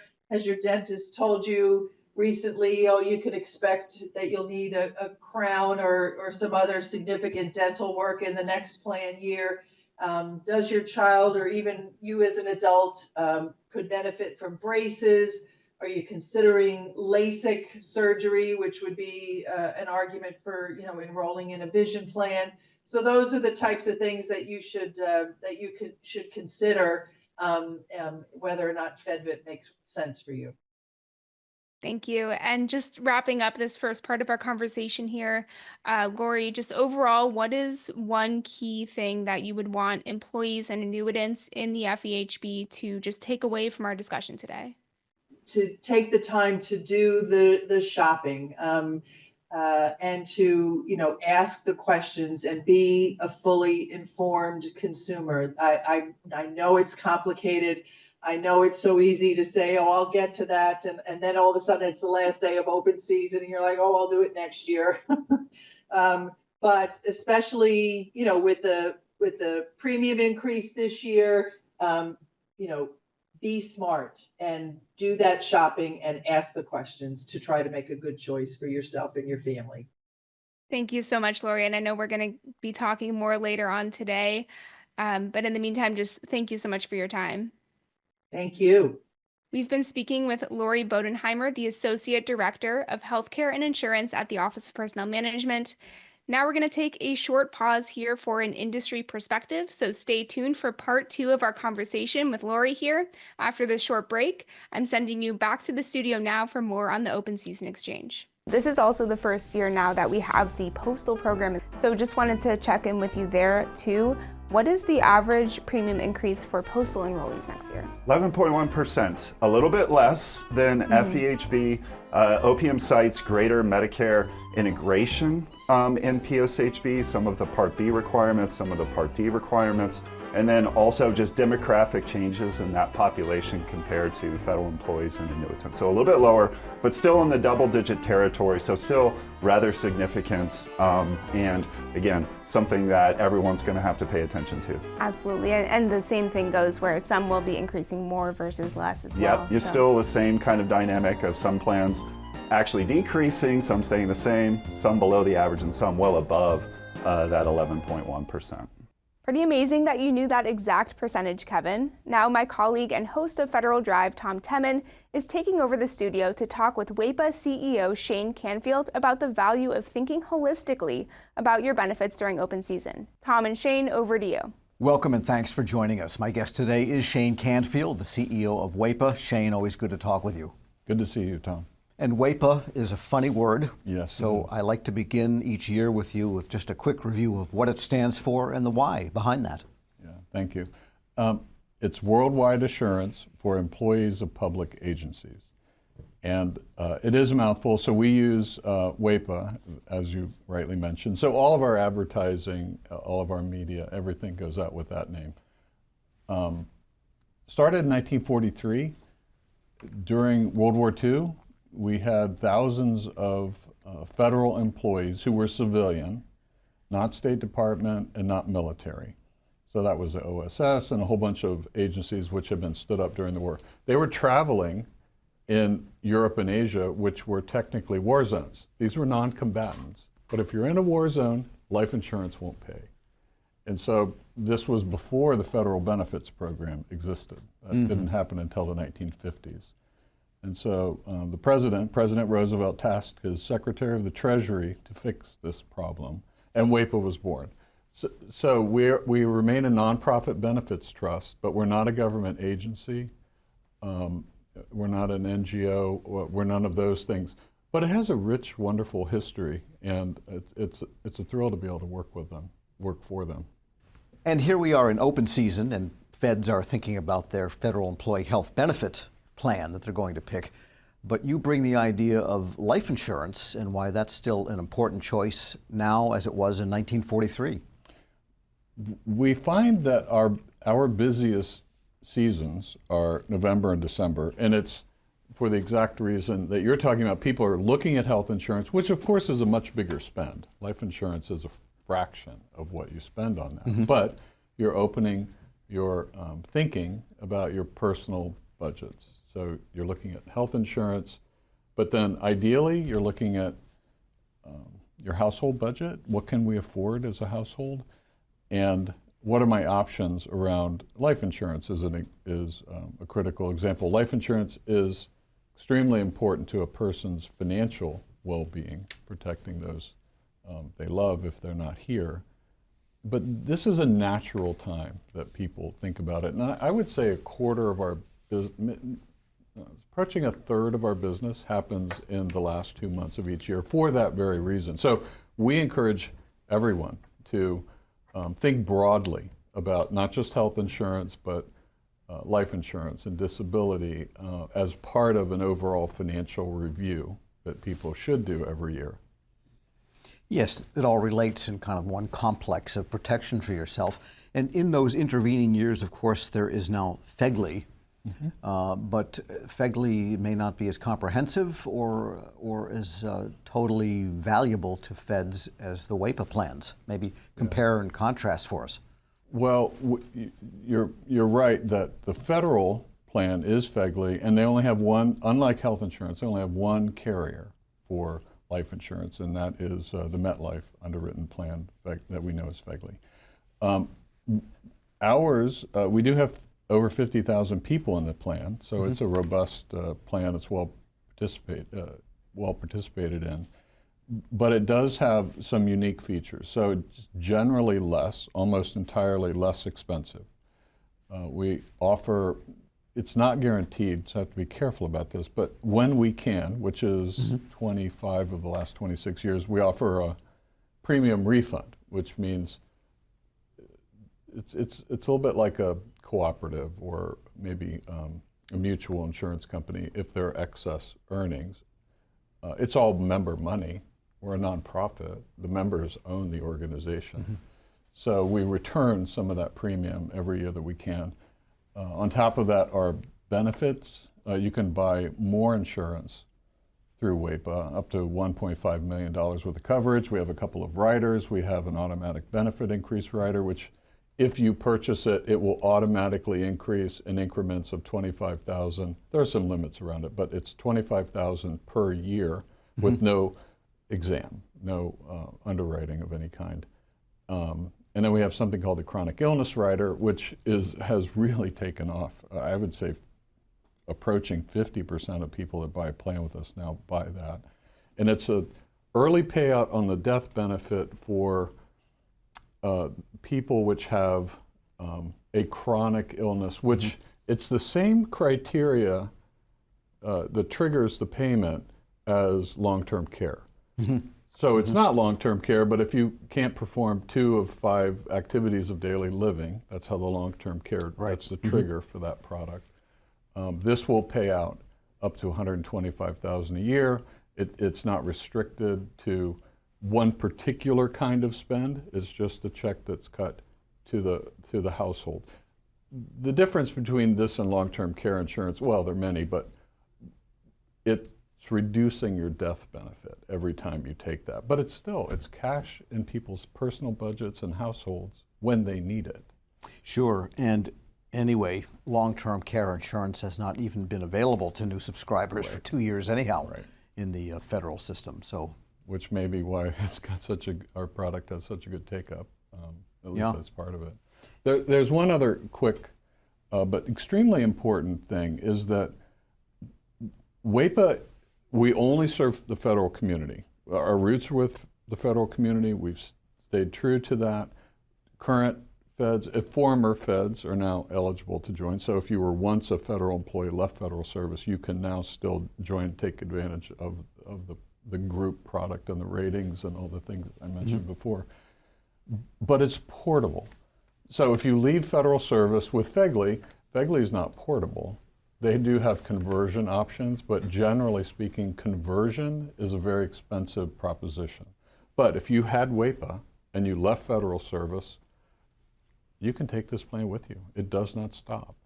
So that's a material benefit when people transition out of the government. And that can be for doing something else with the rest of their professional career or retiring, either one. and you mentioned earlier that people tend to look at WAEPA, and so much of your business comes in that open season toward the end of the year when people are thinking about financial wellness generally. Yeah. You and as a person and WAEPA as an organization kind of have that theme overarching all of the products, which is helping people feel good about their financial situation and ways to improve it. Maybe discuss that for a moment. Yeah, well, we have on our website, we have a lot of education around life insurance. We also do a series of webinars on financial wellness, and we have resource guides online. All of that, most of it is not firewall protected. You can get that publicly, but some of it is. Some of it's behind a firewall. Part of that theme, and I like the way you phrased that, Tom, we put together about 6 years ago. So I came from a corporate benefits world, employee benefits. And one of the things large corporations have, big ones, as an employee benefit is financial wellness, financial planning at the individual level.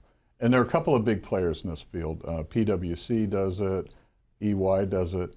And we put together a custom program for members of WAEPA that they can take advantage of at no cost, where they can talk to a certified financial planner, works for EY. And it's important to note that EY doesn't sell anything. And they're not selling WAEPA either. They literally can't. That's their model, is to what you might call a fee-based financial planner. And we have that whole piece of our website. It's firewalled off. You have conversations with the same financial planner. You can go in. They can do everything from answer particular questions to do a full-blown financial plan. And this would cost you many hundreds of dollars out on the street. They've got about 6 of their employees are trained in detail on some of the unique components of the federal benefits program. And so it doesn't cost anything. And it gets good take-up, but we encourage people to do this. This is a free resource, no strings attached. The final piece I'll mention, because this is really important, is that we don't know anything about individuals at all. And we don't want to know. So it's not only are they not selling, but it's completely confidential. And so the website is set up so that you can access it through our website. But once you get into the EY, there's a portal. And so everything is completely confidential, one-on-one. The only information we get are aggregate numbers. So many people did this, you had so many encounters, and that's how we compensate EY. But other than that, we don't know. So I'm dwelling on that because privacy is one reason, even in corporate America, that these plans aren't people don't take advantage of them like they should, because they wonder, well, does the employer, I don't want my employer to see this information about me. I just want to make absolutely plain that we're not involved in any way. And once you come in through the WEPA program, we don't know anything. We don't know who your planner is. We don't know anything. So it's confidential. And any final thoughts on open season as we get to the close of that? I would say open season can be a little stressful. Do think about life insurance. We have calculators. You can call us and talk to somebody if you want to about how much life insurance do I need. But the basics are any outstanding debts that if you're gone you would like to take care of for your loved ones that are left. And the other piece that does get lost in the mix occasionally is lost future income. So if you're 50 years old, how many more working years do you have left? Well, if your family's depending upon that income, that evaporates. So it's two dynamics. It's current debt like mortgages and loans, and then it's lost future income. All right. Well, you have always given us a lot to think about. Shane, great to have you with us. Good to see you, Tom. Thanks. Shane Canfield is the CEO of WEPA. I'm Federal Drive host Tom Temin. You're watching Federal News Network. Let's go back to the studio now for more on our open season exchange. OPM recently published the results of the Federal Employees Benefits Survey. Of employees who were surveyed there, what was the #1 most important factor when selecting a health plan? Wow, I know this because I read the survey. It's 81% of federal employees who said total cost was the #1 factor in choosing a health plan. I love to see it. It means that federal employees have got this absolutely right because they understand that what they pay for healthcare isn't just their premium, it's also what they're paying out of pocket. And what you really want to do is combine both of those and see which plans are doing the best job of having low costs, both in terms of premium and out of pocket. You're basically looking for that balance of getting the coverage that you need at the lowest cost, both in terms of premium and what you're paying out of pocket. I'm impressed that you knew the exact percentage of the survey respondents who said that. And now Tom's coming into the studio to talk to Kevin in much more detail for what enrollees should know this open season. Over to you. Welcome and thanks for joining us. My guest today is Kevin Moss, the Director of Marketing and Fundraising at Consumers Checkbook, and also an expert on all things connected with federal benefits and the Federal Employee Health Benefits Plan. And let's get right into the topic of 2025 pricing. The initial news was, yes, everything is up a double-digit percentage across board, but that's where the subtleties really begin. So give us your assessment on what's going on this year. Much higher prices, Tom. 13.5%, the average enrollee share of premium. Much, much higher than we've seen. I think we have to go back almost 2 decades to see a premium increase this high. Last year, I think it was right around like 8%, the year before, right around 8%. Even 3 years ago, it was like 3.8% or so. So much, much higher, but it doesn't mean all plans move in the same direction. There's about like 26 plans next year where the premium's actually going down, 5 or 6 plans where the premium's staying the same, 69 plans below that 13.5% average, but then there's around 42 plans above that average. So the plan that you're in could have moved in any direction. Yes, the trend is going up. And also what we know in terms of market share, Blue Cross Blue Shield has something like 2/3 of all federal employees and annuitants who are in a Blue Cross plan. Both Blue Cross Standard and Blue Cross Basic are above that average. So majority of federal employees are going to be paying much higher premiums And you'll just need to check to see how your plan has changed. There's a plan in New Mexico, Presbyterian Health Standard. It went down 22%. That's going to save you about around $720 next year if you're in that plan. Care First has a Blue Value Plus plan in the DC area. Premium's the same. And there's a Health Alliance HMO standard plan in the Midwest. Went up 66%. That's $2,200 more for a self-only enrollee. This is something that you have to pay attention to. It's a for sure expense. In almost all cases, it's changed. And this is the year. If ever there was a year for you to do your homework to see how the premiums are changing, this is the year for you to really lock in and make sure that you know how your plan is changing in terms of premium. And a detailed question, and then a bigger question. The one that's up 66%. I mean, should people take that as a signal we don't really want the federal business anymore, even though we're on the plans? I mean, I think, well, it depends from what position you're in. If you are the carrier and you have enrollees who are willing to pay that high premium, you'll probably take them. But if you're in that plan, I would ask, is there something in that plan that you can't get from any other plan?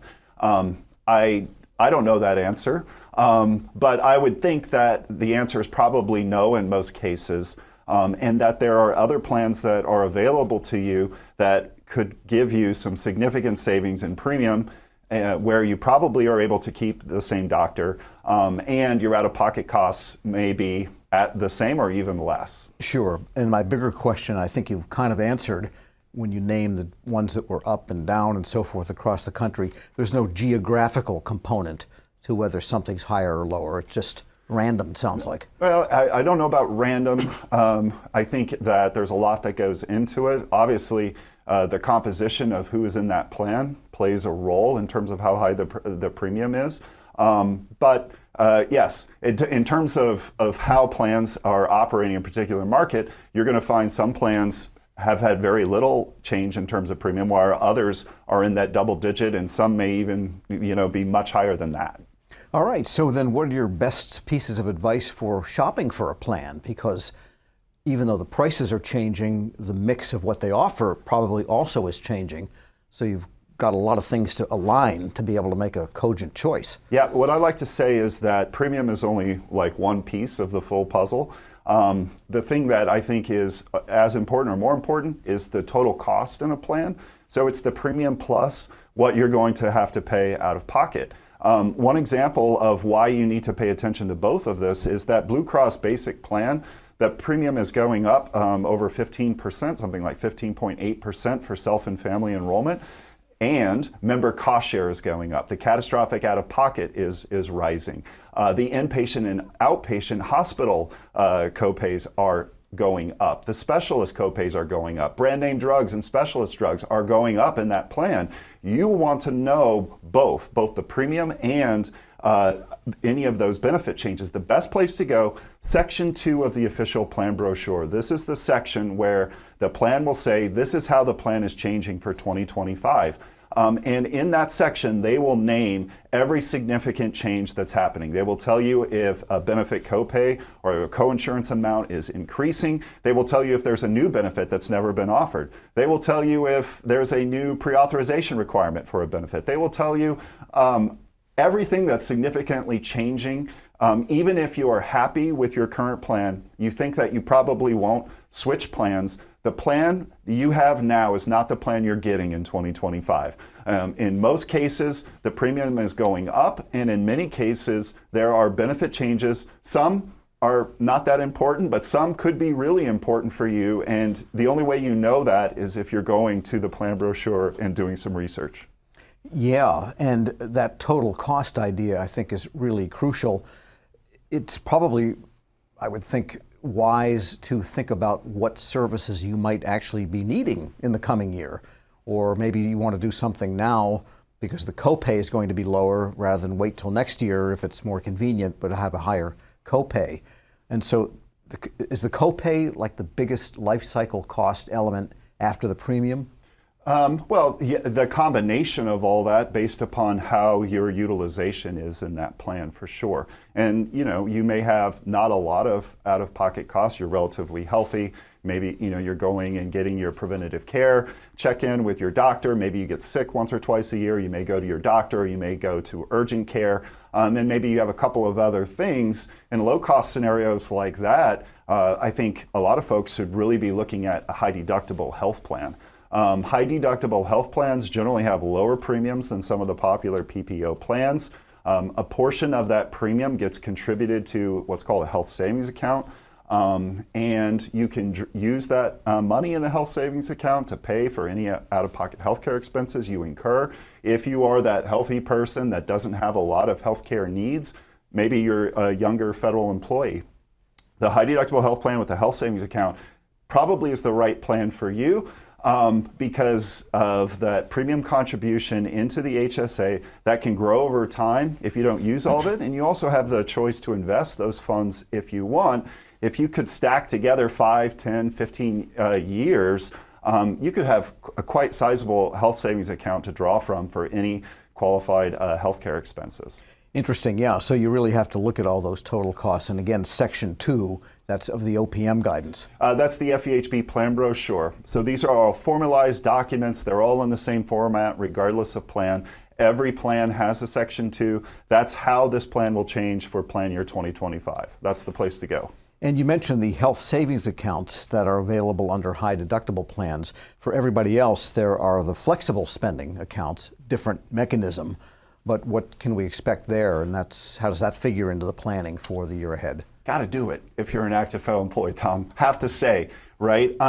If you don't have a flexible spending account, and by the way, about 80% of all active federal employees don't have one, choosing to use the flexible spending account next year may be enough to offset your higher premium.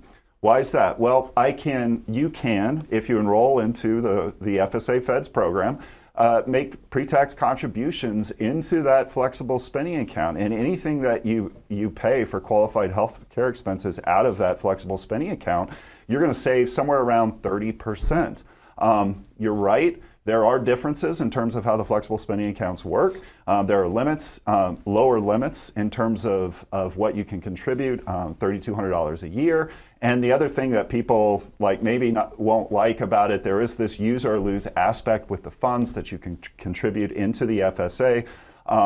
You can only roll over $640 into the next plan year if you don't use everything. So you definitely have to do a little bit of budgeting. You don't want to put too much money in there if you don't think that you're going to use it.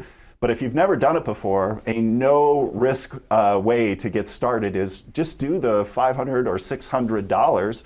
You won't lose any of it. As long as you stay enrolled in the FSA program, it will just roll over to the next year. But I think almost all active federal employees are going to have some out-of-pocket healthcare expenses. When we think about dental care, when we think about vision care, when we think about the fact that we'll probably get sick at some point and we might need to go to the urgent care, or we are going to have a sick visit, you're probably going to have some predictable out-of-pocket healthcare expenses that you can use the FSA for to pay for. You're going to save 30%. I think all active federal employees can have it. This is something that's only available for active employees. Once you're an annuitant and on Medicare, you cannot participate in the FSA program. Right, we'll get to that question in a few minutes, but with respect to those out-of-pocket expenses, can that include co-pays? Yes. You can use your flexible spending account for co-pays? Yes. Okay. Yeah, absolutely. Because and you mentioned dental, dental and some vision care services are very expensive. Yep. And so even a copay could be a good chunk of dough. Well, think if you have to provide orthodontic coverage to a child, you're talking about thousands of dollars. You're probably a max out FSA candidate if you're looking at that. You wish that $3,200 might be $5,200. It's not, but right? And so depending upon what you expect, and that's the key, it's what you expect next year. Do a little planning, do a little budgeting. FSA Feds, they had a little bit of a fraud issue this past year around June, and they actually closed the program for new accounts for a couple of months, but that opened back up in August. They put some new anti-fraud and security protections into the program. So it's open now and you can use it. And yes, there's some administration. Yes, there's a little bit of friction, but it's even easier if you haven't looked at it. Like, I'm old enough where I had to like photocopy a receipt and take the claim form and handwrite it and then fax that into the FSA company in order to get reimbursed. But now in FSA Feds, they have paperless reimbursement where you don't even really have to fill out a claim form. And then they have something called pick and process, where in your account, all of your eligible expenses come up and you can decide which ones that you want to get reimbursed for. So it's never been easier to use the FSA. And really, I'll say it again, I think it's the one sort of tool that you have to combat these higher premium prices, because you may not have some of these lower cost health plans available to you. You're going to be paying higher premiums. There's no way to get around that, but you can save on your out-of-pocket healthcare costs using the FSA. And you can sell your fax machine, and that could help you with co-pays. I'm not sure there's a lot of folks who want to buy a fax machine these days, Tom. Right. Well, maybe a $10 copay. Yeah. All right, and a lot of the plans have been making, a lot of hay about their, maybe you could call them boutique types of services or specialized services. And one of the big trends in the last couple of years has been the introduction of infertility treatment plans. And here, again, often these sound really good, but IVF and these different infertility treatments, like dental, they're expensive. Yeah. And this might be only a drop in the bucket that you would need as a family. Talk about what you're seeing in that end of things for the plans. All right, so we'll take a small little journey. So before this year, IVF was not covered by many plans. There was a patchwork of coverage around the country, and it depended upon what state the health plan was operating in. So for example, Hawaii, they had passed legislation where health plans that operate in that state must provide IVF coverage. So FEHB carriers like HMSA and Kaiser that operate in Hawaii typically would cover IVF. This year for 2024, OPM mandated that all FEHB plans must cover artificial insemination procedures and fertility drugs related to IVF up to 3 cycles. And that's a portion of the cost, but there's still a huge bucket of costs, the majority of costs that wasn't being covered. There was one plan this year, one national PPO plan, Blue Cross Standard, which offered a nationwide IVF benefit, $25,000 a year towards IVF. The fertility drugs don't count towards that $25,000 benefit, but there is still a member cost share. And these IVF procedures cost, for one cycle, anywhere from like $10,000 to $25,000. So if you have to pay 15 or 20% co-insurance, even when IVF is covered, there's still significant thousands of dollars of out-of-pocket expenses. So what's changing for next year? Next year, there's another nationwide PPO plan that's offering the same $25,000 per year IVF benefit. That's GEHA high. So everyone will have now a second choice. And if you need IVF coverage, you should be looking at Blue Cross Standard and GEHA High. Those are the 2 plans that are nationwide, available to everyone. Make sure you're looking at Provider Network to see if your provider would be covered in both plans. Also, you want to look at the premium. Blue Cross Standard is one of the highest premium PPO plans. There's a little bit of premium value with GEHA High, but then also out of pocket, your out of pocket is probably going to be a little bit higher in GEHA High because the coinsurance is a little bit higher with that plan. Then, depending upon where you live in the country, there are additional local HMOs that have started offering IVF coverage. So in the DC area, we have Centaura Health in Northern Virginia. We have Care First plans. We have MDIPA. In Colorado, Kaiser plans. In New York, Independent Health. And there's 2 new FEHB plans, Sharp Health and Western Health Advantage, that are offering IVF. If you're thinking about IVF, you have to, and it's what's available depends upon where you live in the country. For these other HMO plans, they may have either smaller annual limits. In some cases, there may be a lifetime limit. There may be a higher coinsurance. Some of those local HMO plans may charge 50% coinsurance, where you have to pay half the cost out of pocket. And Sharp Health and Western Health don't allow infertility charges to go towards the catastrophic out-of-pocket maximum.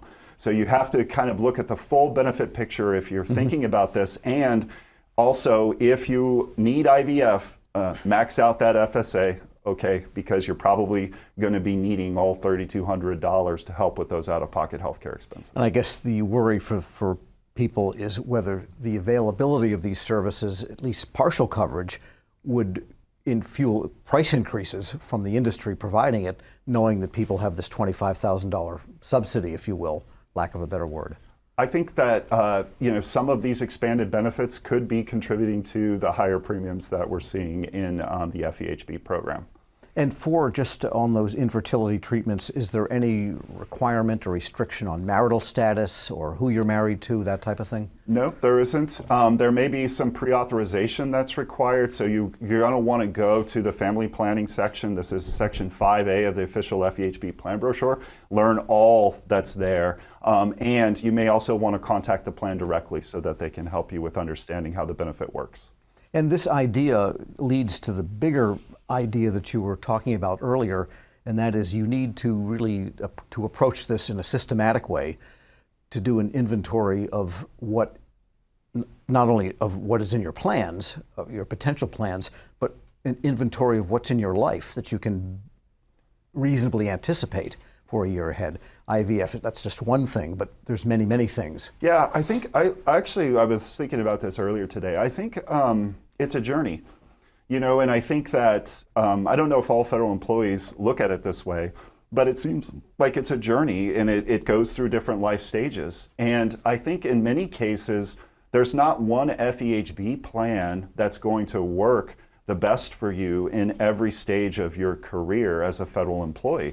Like when you start, maybe it makes sense to have a high deductible health plan because you're relatively young, you're healthy, you're not married, you don't have children, and you can build up a health savings account. Then maybe when you get married and you have children, you're looking for a plan that has great maternity benefits. And if you need fertility coverage, you're looking for a plan that helps you with that. And then as you continue on, then maybe you're looking at which plans are best if I'm approaching retirement. And then the plan that's going to work best in retirement is probably very different than the plan that I had when I was 30 years old. And that's the brilliance, by the way, Tom, of the FEHB program, is that every year you get this chance to make a different decision and take that inventory of your life and what you need and find the plan that's going to be the best fit for you. And by the way, do any of the plans offer like premiums or incentives of any kind to stick with us for another year, like frequent flyer points or something? You don't get those, but you do get wellness benefits. So, they want to incentivize that you're doing all the little things to keep yourself healthy. And just simple things like making sure that you take your annual physical, or making sure that you're getting the flu vaccine. These types of things, they're health plans that provide financial incentives paid through kind of like prepaid FSA cards that you can use for out-of-pocket healthcare expenses. You'll find plans that offer free or discounted gym memberships, smoking cessation. Plans are starting to incentivize health versus just treating people when they're sick. They understand that, that's more cost effective and it's better for the members themselves, of course. Any other benefits? We talked about infertility treatments. What about maternity, mental health? Those are other areas that seem to be a growth in offerings. Yeah, I think on maternity, there's always been and it continues to be coverage for postpartum depression. But next year, we're going to see more plans offering coverage for things like doulas, midwives, delivery at birthing centers, nurse home visits. Almost like half to 2/3 of all FEHB plans will start offering just additional maternity benefits. And then on mental health, it's really like mental health parity and paying for mental health benefits at the same way that you're paying for physical health benefits. All right, so that's again something to bake into that inventory that you're looking at for your own personal life or your family's life as you look ahead toward 2025. Yep. And do we know the numbers of carriers, the rosters? I think in the prior year there was a significant drop in Yeah. the number of carriers. This year we have lost a couple of plans. So in New York, CDPHP, and then Tom, you're going to love the name of this plan. It was called Health Insurance Plan of New York, or HIP. HIPNY. It was HIPNY. HIPONY. HIPNY is out. Blue Shield HMO Plus, which was an HMO plan in California, dropped. Dean Healthcare in Wisconsin. Those are the plans that dropped out of FEHB. The other thing that may happen is you might have a service area change where certain service areas that used to be part of plans no longer available, so you'll want to check on that.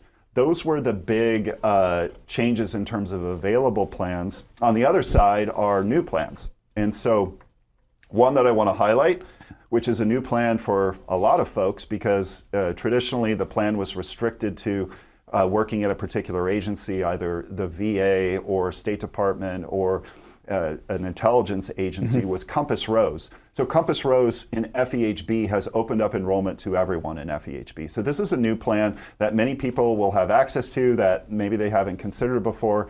So Compass Rose will be a new plan in 2025 for many. And then we talked about them for IVF, but there's two new plans in California, Sharp Health Plan in the San Diego area, and then Western Health Advantage. They're in Northern California outside of the San Francisco area. Okay. And let's talk about retirees. They have issues of their own. Part D and the incorporation of that into various plans. What should people expect and look for? I think there's going to be maybe a few new FEHB plans that are offering Part D plans, but still kind of the same number of FEHB plans that are offering Part D. The big thing with Part D for 2025 is now all Part D plans have a $2,000 out-of-pocket limit in terms of your out-of-pocket prescription drug expenses. So this is new. It's new for 2025. So any federal annuitants that have significant prescription drug costs, Part D could be a huge way to save money next year. How it works is the plans that offer a Part D plan, if your plan offered it this year, which 17 FEHB plans did, and you opted out, then you will have to proactively opt in this year if you want it. But if that's not you, then you'll be You would have opted out because you would have gotten it directly through Medicare? No. So there is an ability within FEHB to either accept Part D or to opt out of Part D. And some annuitants last year, since it was the first year and maybe they didn't understand it, chose to opt out. Once you make that choice, most carriers aren't going to opt you in the following year because you opted out this year. So if that is something that you're interested in, you will have to make a proactive choice in open season in order to opt in. But if you didn't do anything last year and you're a Medicare enrollee and you have Parts A, and either Parts A or Parts A and B, you're auto-enrolled in the Part D plan. Your carrier will notify you that you've been auto-enrolled in Part D, and during open season, you have a choice. You can either take Part D, or you can you can opt out, and then you get your FEHB prescription drug coverage. In order for you opt out of Part D through Medicare or through your insurer? Through the insurer. Through the insurer. Through the insurer. With Part D, in order to get OPM approval, the Part D plan has to offer equal or better coverage. What that means is that there has to be the same drugs that you had access to from the FEHB plan must be on that Part D formulary, and the member cost share at least has to be as good. Like worst case, if it was $20 on your FEHB plan, I'm going to have to pay $20 on Part D. But in many cases, you could actually see prices lower in your Part D plan. That, in combination with the $2,000 out of pocket, I think for most federal annuitants, this will be something that they will want to keep next year. There's one other interesting fact about Part D plans with FEHB that's not true of the commercial Part D market, and that is OPM requires all FEHB plans to cover at least one GLP-1 weight loss drug prescribed for weight loss. Now, this is something that Medicare Part D plans don't cover if prescribed for weight loss. Commercial Part D plans do cover some of these GLP-1s, but you have to have, they must be treated for things like heart disease or diabetes, not for weight loss. But in the FEHB program, GLP-1s are prescribed for weight loss. That requirement extends to the Part D plan. And so you still have access to your GLP-1 weight loss drug if that's something that you need, something that commercial Part D can't offer. Right. So then Part D, you really have to think about the source of Part D, whether it's the government's Part D through Medicare or through your plan. And OPM has a lot to say about what the Part D in the plans, in the FEHB plans, have to offer. Yeah, and I think that there's more requirements in terms of drugs that must be covered from FEHB to carriers that are offering Part D than what you're going to find in the commercial Part D space. And the GLP-1 example is a good example of that. All right, discuss Part B. That's the other big question that always comes up every year. To be or not to be, Tom? Right, something like that. What are we going to do with Part B? So yeah, there's an extra premium that you have to pay, for Part B. And a lot of people have questions about, well, why pay this extra premium? I already have my FEHB coverage from retirement. I worked hard for that. Why take Part B? The reason to think about taking Part B is because it could potentially reduce your out-of-pocket costs. So many FEHB plans coordinate their benefits when you have Medicare. So your copays for doctors, your copay for outpatient services, if the plan has a deductible, those will be waived from some plans when you have Part B. There's a handful of FEHB plans that also give you part of the Part B premium back. It's called Part B premium reimbursement. Blue Cross Basic, GEHA High, those are two national plans that do that. And so, yes, you're paying this extra premium, but you're seeing reduced out-of-pocket costs. And these are one of the reasons why you should consider Part B. Another is that you can use Part B to go outside of your plan network to see any doctor that accepts Medicare. So, for example, if you were in, let's say, Blue Cross Basic doesn't have out-of-network provider coverage. But if you were in that plan and you enrolled in Part B, you can now take Part B and go to any doctor that's outside of your network. So these are two of the main reasons, and the third main reason is that with Part B, you're then eligible to consider Medicare Advantage plans, which I'm sure we'll also talk about. But Medicare Advantage plans are the lowest cost plan option for many federal annuitants. And one of the requirements of being able to enroll in a Medicare Advantage plan is that you must have Part B.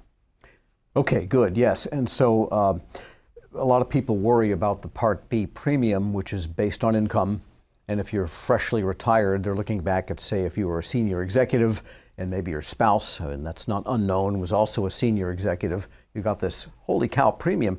But if you are in a new income bracket, you can argue that with through Social Security, I think, to Medicare. Yep, there's a 2-year look back. But if you expect lower income, then what you're talking about is IRMAA, income-related monthly adjustment amounts. As always, you said it better than I did. Yes, IRMAA. That's correct. But yeah, what you pay for Part B, there's the standard premium, and then they look at your income, and depending upon your income level, you may have to pay this extra IRMAA surcharge. But there's a 2-year look back, but once you're past those 2 years, that in and of itself isn't necessarily a reason to not take Part B. One, because it could go away, your income could drop in retirement, and then also you can go to the Social Security Administration and you can tell them that our income isn't as high as when we were working, and you can try to ask for that IRMAA to be taken away or dropped. Sure, okay. And let's talk about Medicare Advantage plans now, because that's where a lot of annuitants find complications. Yeah, Medicare Advantage plans. So they've been around for a few years. There's about the same number of options this year as in previous years. I always highlight a few because they work in particular ways that really lower costs. So Aetna Advantage is one that we talk about because it's available nationwide. GEHA, in both their high and standard, have a United Healthcare Medicare Advantage plan. And then if you live in one of the United Healthcare markets, Washington, D.C. area is one, but they cover about half of the U.S. All three of those plan options do the following to help reduce costs. One, they have generous Part B premium reimbursement. The United Healthcare options, that's up to $150 a month, which very little Part B premium on top of that $150 premium reimbursement that you would be obligated for. Yeah, that drops it to about $25 or something. Yeah, and then they also are zeroing out all out-of-pocket healthcare expenses except for prescription drugs. So what you pay to the doctor, hospital, acupuncture, chiropractor, and all three of those plans, it's $0 out of pocket. You still may have some out-of-pocket expenses for things like dental or vision or hearing aids, but all of your major medical is going to be zero except for prescription drugs. And the prescription drug copays tend to be a little bit lower than what you're going to see from FEHB plans. And all of those plans have Medicare Part D baked in. So you're also getting that $2,000 out-of-pocket prescription drug limit protection next year for plan year 2025. When we at Checkbook model these plans against a lot of the other popular plans that retirees enroll in, we see thousands of dollars of savings in these plans. The savings are really significant, and I think all annuitants really need to look at these options and just kick the tires a little bit to see if one of them might work. One thing that I didn't talk about that I want to highlight is a lot of them offer extra benefits that your current FEHB plans isn't offering. Anywhere from $30 to $50 every quarter for over-the-counter expenses.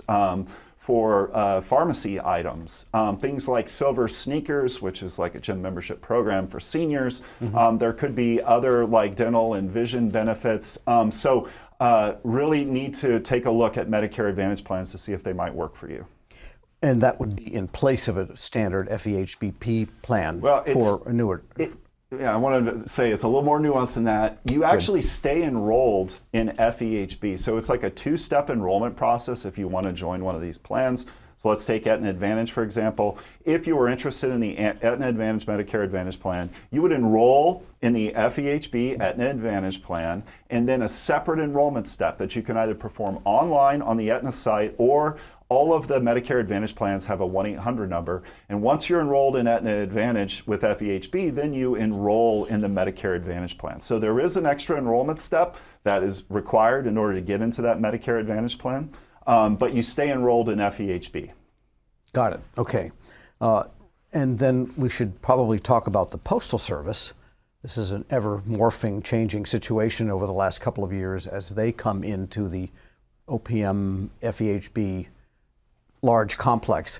What do we know about Postal Service this year? Well, they've always been in FEHB. What's different is the Postal Service Reform Act was passed that required that some different Medicare integration requirements and in the creation of a new Postal Service health benefits that's underneath the umbrella of FEHB. So plan year 2025 will be the first year for PSHB. And there's a couple things to know about PSHB. First is there's far fewer plans. If you count only the self-only enrollment codes, unique codes, there's 78 PSHB plans, so a little more than half of what's available in FEHB. This will impact, obviously, some postal employees and retirees in terms of their current plan not being in PSHB. But what's true is that Blue Cross has all their plan options in PSHB, GEHA, MHBP, NALC, APWU. These are all national plans that have many postal employees and annuitants. All of those plans have their current offerings in both FEHB and PSHB. So the vast majority of postal employees and annuitants, their current plan that they're in will be a PSHB plan. And year one, you are auto-enrolled into your current plan. So, for example, if you have GEHA High right now as a postal employee and annuitant, you're going to be auto-enrolled into GEHA High in PSHB. When you go into OPM's new central enrollment platform, which is PSHBS, that will be the plan that says this is the plan that you're going to get. It does not mean that that's the plan you have to stick with. You have the option to choose any other available PSHB plan that's available to you. But if you do nothing, you will be auto-enrolled into GEHA High. So that's the case where your current plan exists in PSHB. For the postal employees and annuitants where your plan is no longer available, you also will be auto-enrolled. And the plan that you're auto-enrolled in is the lowest cost nationwide plan that's not a high deductible health plan that doesn't charge a membership fee. And that is Blue Cross Blue Shield FEP Blue Focus. So when that person goes into PSHBS, they will see that they're going to be enrolled in Blue Cross Blue Shield FEP Blue Focus. That may or may not be the plan that they actually want to enroll in. So they can, if they want, change to any other PSHB plan that's available to them. But if they do nothing, that's the plan that they're going to get. Now, the goal here is to make sure that everyone gets a PSHB plan. So even in the case where you do nothing, you will get a plan, you will get covered, but I think that postal employees and annuitants should take agency of this situation and be proactive to make sure that they're getting the plan that they actually want. Right, so read the brochures. They're actually delivering to the households. There's still some of that that's going on, but there's online comparison tools that are available to the postal community to help them make this choice. But the roster of plans that are available to postal employees is a different list than is available to other federal employees. It's comprised of the same plans that are in FEHB, there's just far fewer. So, there's certain plans, a lot of smaller HMO plans available around the country to all federal employees didn't make it into PSHB.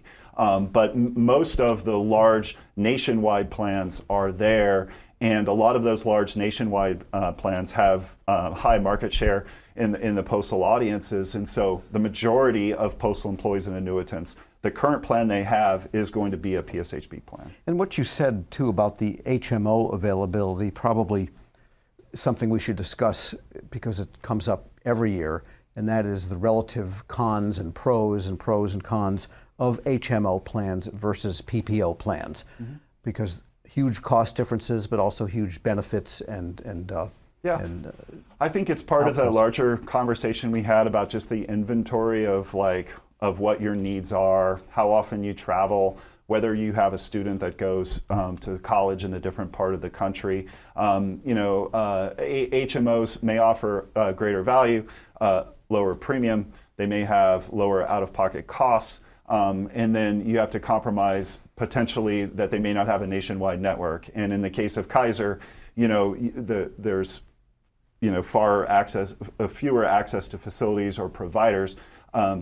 Kaiser, by the way, gets really high marks, though, from its members. Their members tend to really love Kaiser and rate it quite well in terms of satisfaction, but it is a much different model than the larger PPO model in terms of plans. And you also have to watch the merger and acquisition market because a lot of these companies are looking at merging with other companies, and that could change the premium picture and change the offering picture at some point down the line. Yeah, I think that's a possibility. All right, so summarize then for us. What should people be doing now? And really, this is a component not of just your health plan for your life, but also your financial wellness too, really figures in pretty closely. I love what you just said there, Tom. This is no charge. This is a healthcare decision. It's also a financial decision. It's a complex decision. There's emotion that goes into this in terms of access to providers, whether I can see the doctors, that I want, and how I'm going to experience the healthcare system. I say every year, I want to see employees being proactive during open season, to actually look to see, am I in the right plan? There's something of only 5% every year of federal employees and annuitants who switch plans. I think that is too low. I think it should be higher. When I have conversations with a lot of folks, I hear all the time that I keep the same plan that I had. I've been in the same plan for 15 years. That may be a great decision, right? Because that plan is doing everything for you and it's also low cost. But I also think that there's a lot of people that have been in plans for a decade or more where it's probably not the right plan. And, 7% here, 8% here, 13.5% or higher here, there's a cumulative effect of that higher premium. And, you may not notice it just one year, but look at it in 5 years or 10 years to see how that stacks up. And then how is that current plan where does that rank amongst all the other plans? So take an inventory of your healthcare needs. Take an inventory of all of the health plans. 81% of federal employees think total cost should be the #1 factor in choosing a health plan. This came out in an OPM federal benefits survey. We agree with that. We think that's the thing that should really be driving a large portion of the decision. It's not everything. You still need to check to see, are your providers going to be in any given health plan? What are the important benefits for you? And will those lower cost health plans still cover you? But using total cost as a way to take 30 or 35 plans you're eligible for, narrow that down to something that's easier for you to actually go further with.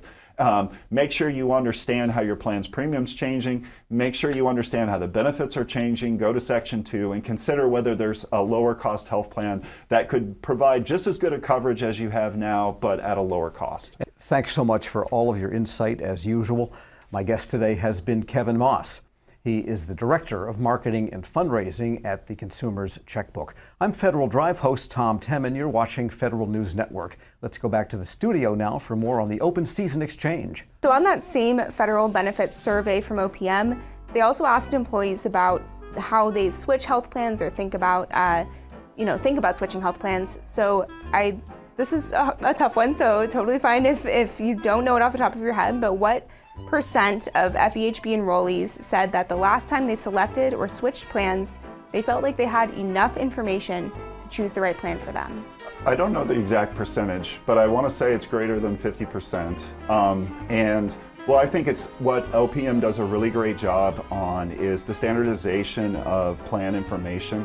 So when we look at the plan brochure, it can be intimidating. These are long documents, 130 plus pages in some cases, but the brilliance of them is that they're standardized. So if you look at a GEHA plan, or you look at a Blue Cross plan, or you look at any other plan, the construction of how the benefits are displayed are uniform across all of those plans. So if you were thinking about, let's say IVF, which is a popular benefit, and a lot of people need coverage for that, it's always going to be in that family planning section, Section 5A of every plan brochure. So you can go to the same place in every plan brochure, and that makes it easy. I think OPM also does a great job of making sure public use files are available for organizations like us to be able to build plan comparison tools to help people make these choices. You are right that it was above 50%. It was actually 65% who said on that survey that they felt like they had enough information to choose the right plan for them. Now we're going to focus in on oral health and FedVIP options. I'll be chatting with Dr. Al Edwards of Delta Dental. Welcome and thank you for joining us today. My guest is Dr. Al Edwards, Principal Advisor for Government Programs for Delta Dental in California. Dr. Al, thank you so much for being here. It's a great pleasure. Thanks for having me. I look forward to it. It's going to be a lot of fun for us. Absolutely. So I want to start off by talking a little bit about dental insurance.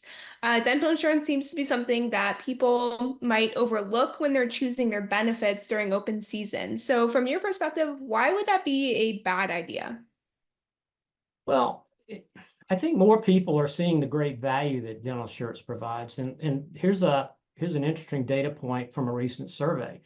Our parent company, Delta Dental Plans Association, conducted a third-party survey this year, and 86% of adults and parents of kids under age 12 believed that dental insurance is essential to protecting oral health and overall health. Now, that's a stunning statistic, I think. So folks are making that connection between a healthy mouth and a healthy body, and dental insurance can help them achieve both. I also want to speak about the connection between oral health and overall health. There's a great number of research articles out now that associate serious medical conditions with gum disease. And that research has shown a strong link between gum disease and many medical conditions: diabetes, heart disease, stroke, pneumonia, adverse pregnancy outcomes, and even dementia. And let's not forget that regular dental visits can help with early diagnosis and treatment of oral cancers. Now, I also want to stress that dental insurance is cost effective for folks. Delta Dental's FedVIP plans provide preventive dental services at no cost to the patient twice a year if they visit a dentist in our network. And if you get your checkups and your cleanings every year, you save much more than the cost of the annual premiums you pay. And our plans also control the cost for more expensive dental treatments such as crowns and root canals. Now, thank you, Dr. Al. I also understand that you don't only work for Delta Dental, but you're also a dentist yourself. I think that might be clear to our audience already, but can you talk a little bit or maybe give some examples of the connection there? So the link between oral health and general health. What are some of the things that you've been able to discover in your practice? Yeah, well, so I was a military dentist. I was in the Air Force for 21 years and retired in 2005. And I, over my career, I was able to see a lot of different things. And one of the cases, I'll probably go over two cases, but one of the cases that was really interesting to me was when I was in the United Kingdom at a Royal Air Force base. And we had a young teenage girl. She was 13 or 14, I think. Her mother brought her in because she had a lot of bleeding of her gums, pretty much all over her mouth. The gums were swollen, they were red, they just looked really angry. So we got her in, we taught her really good oral hygiene. We gave her those instructions, worked with her very carefully, and we got her in for several appointments to clean up her mouth, to clean her teeth, make sure we could do the best job we could do with her. She came in about a month later just for a follow-up, and honestly, things didn't look much better. So back in my mind, I'm thinking, okay, so we've done what we can do. Her hygiene had improved a lot, but she still had this problem. And it was affecting her social interactions with her friends. And so this was not a good situation. So back in my mind, I'm thinking, okay, this is something else. It could be a systemic disease. It could be a blood disorder like some of the cancers like leukemias, or it could be diabetes, right? Juvenile diabetes. And so we sent her over to her primary care physician. They did a full evaluation and with all the blood testing and all the other things that they do. And lo and behold, she had juvenile diabetes. They got her on a good regimen of insulin, and we got her back a couple months later, and things looked tremendously better. So that's one case that I vividly recall.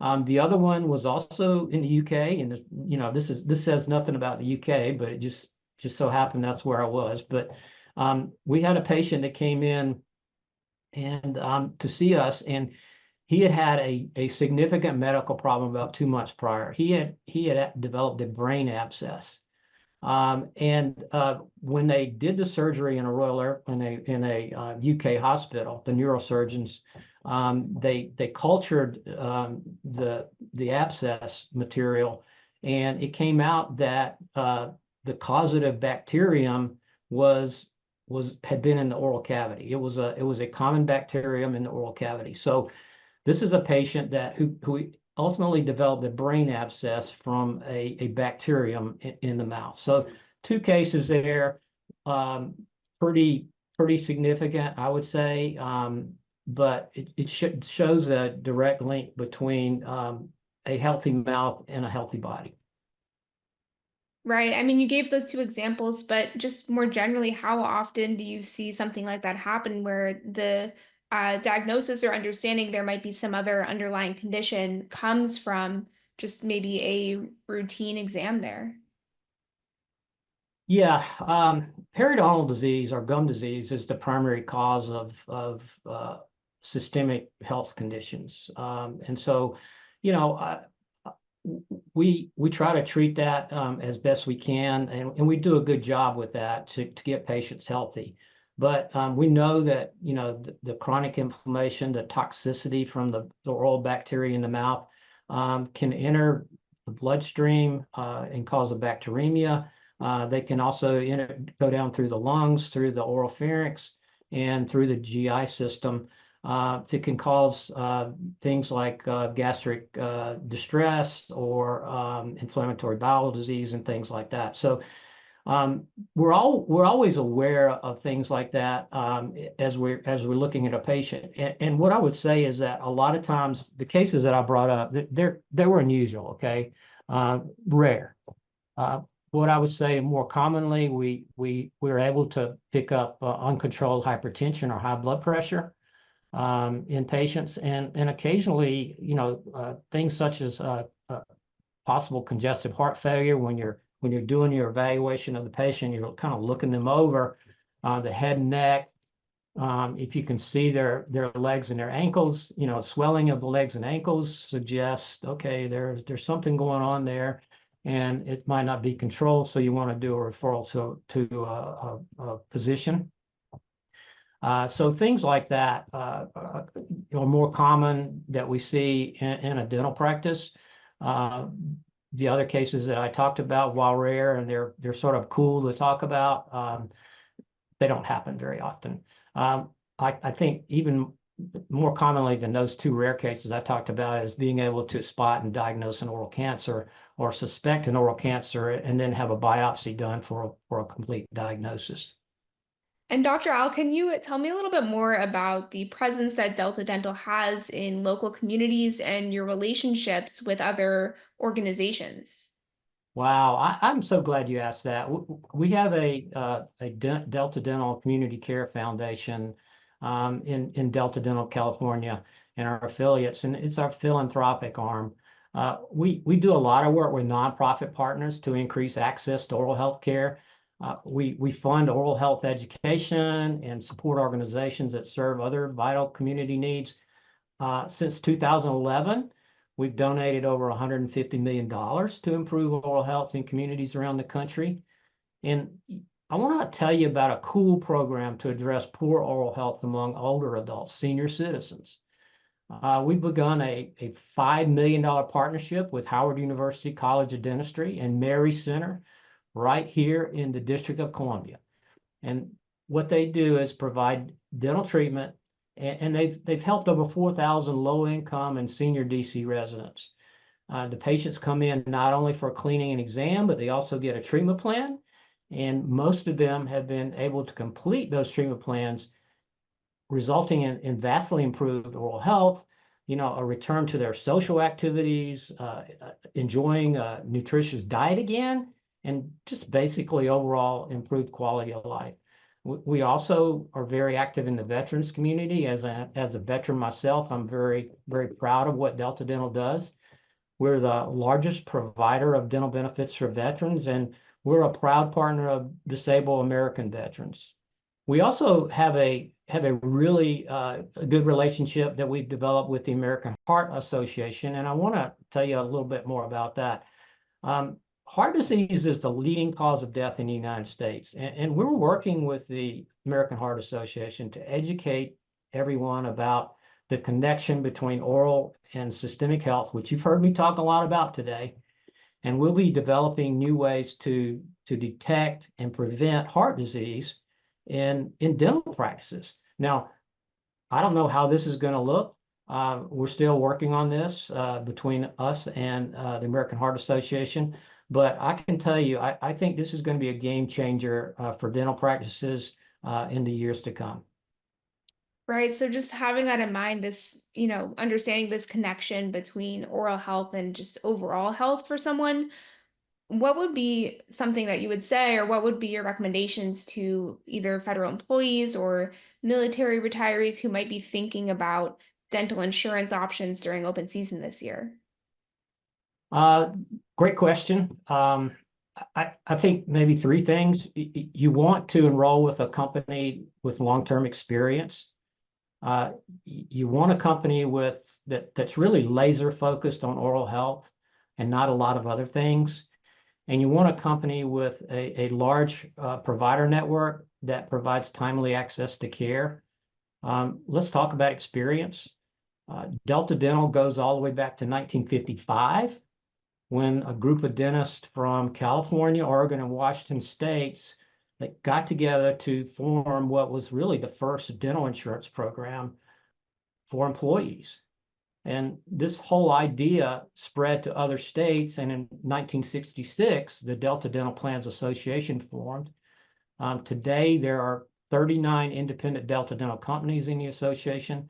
My company, Delta Dental California, is the largest one in the association. But what I will tell you is that all 39 of us have vast experience doing this stuff.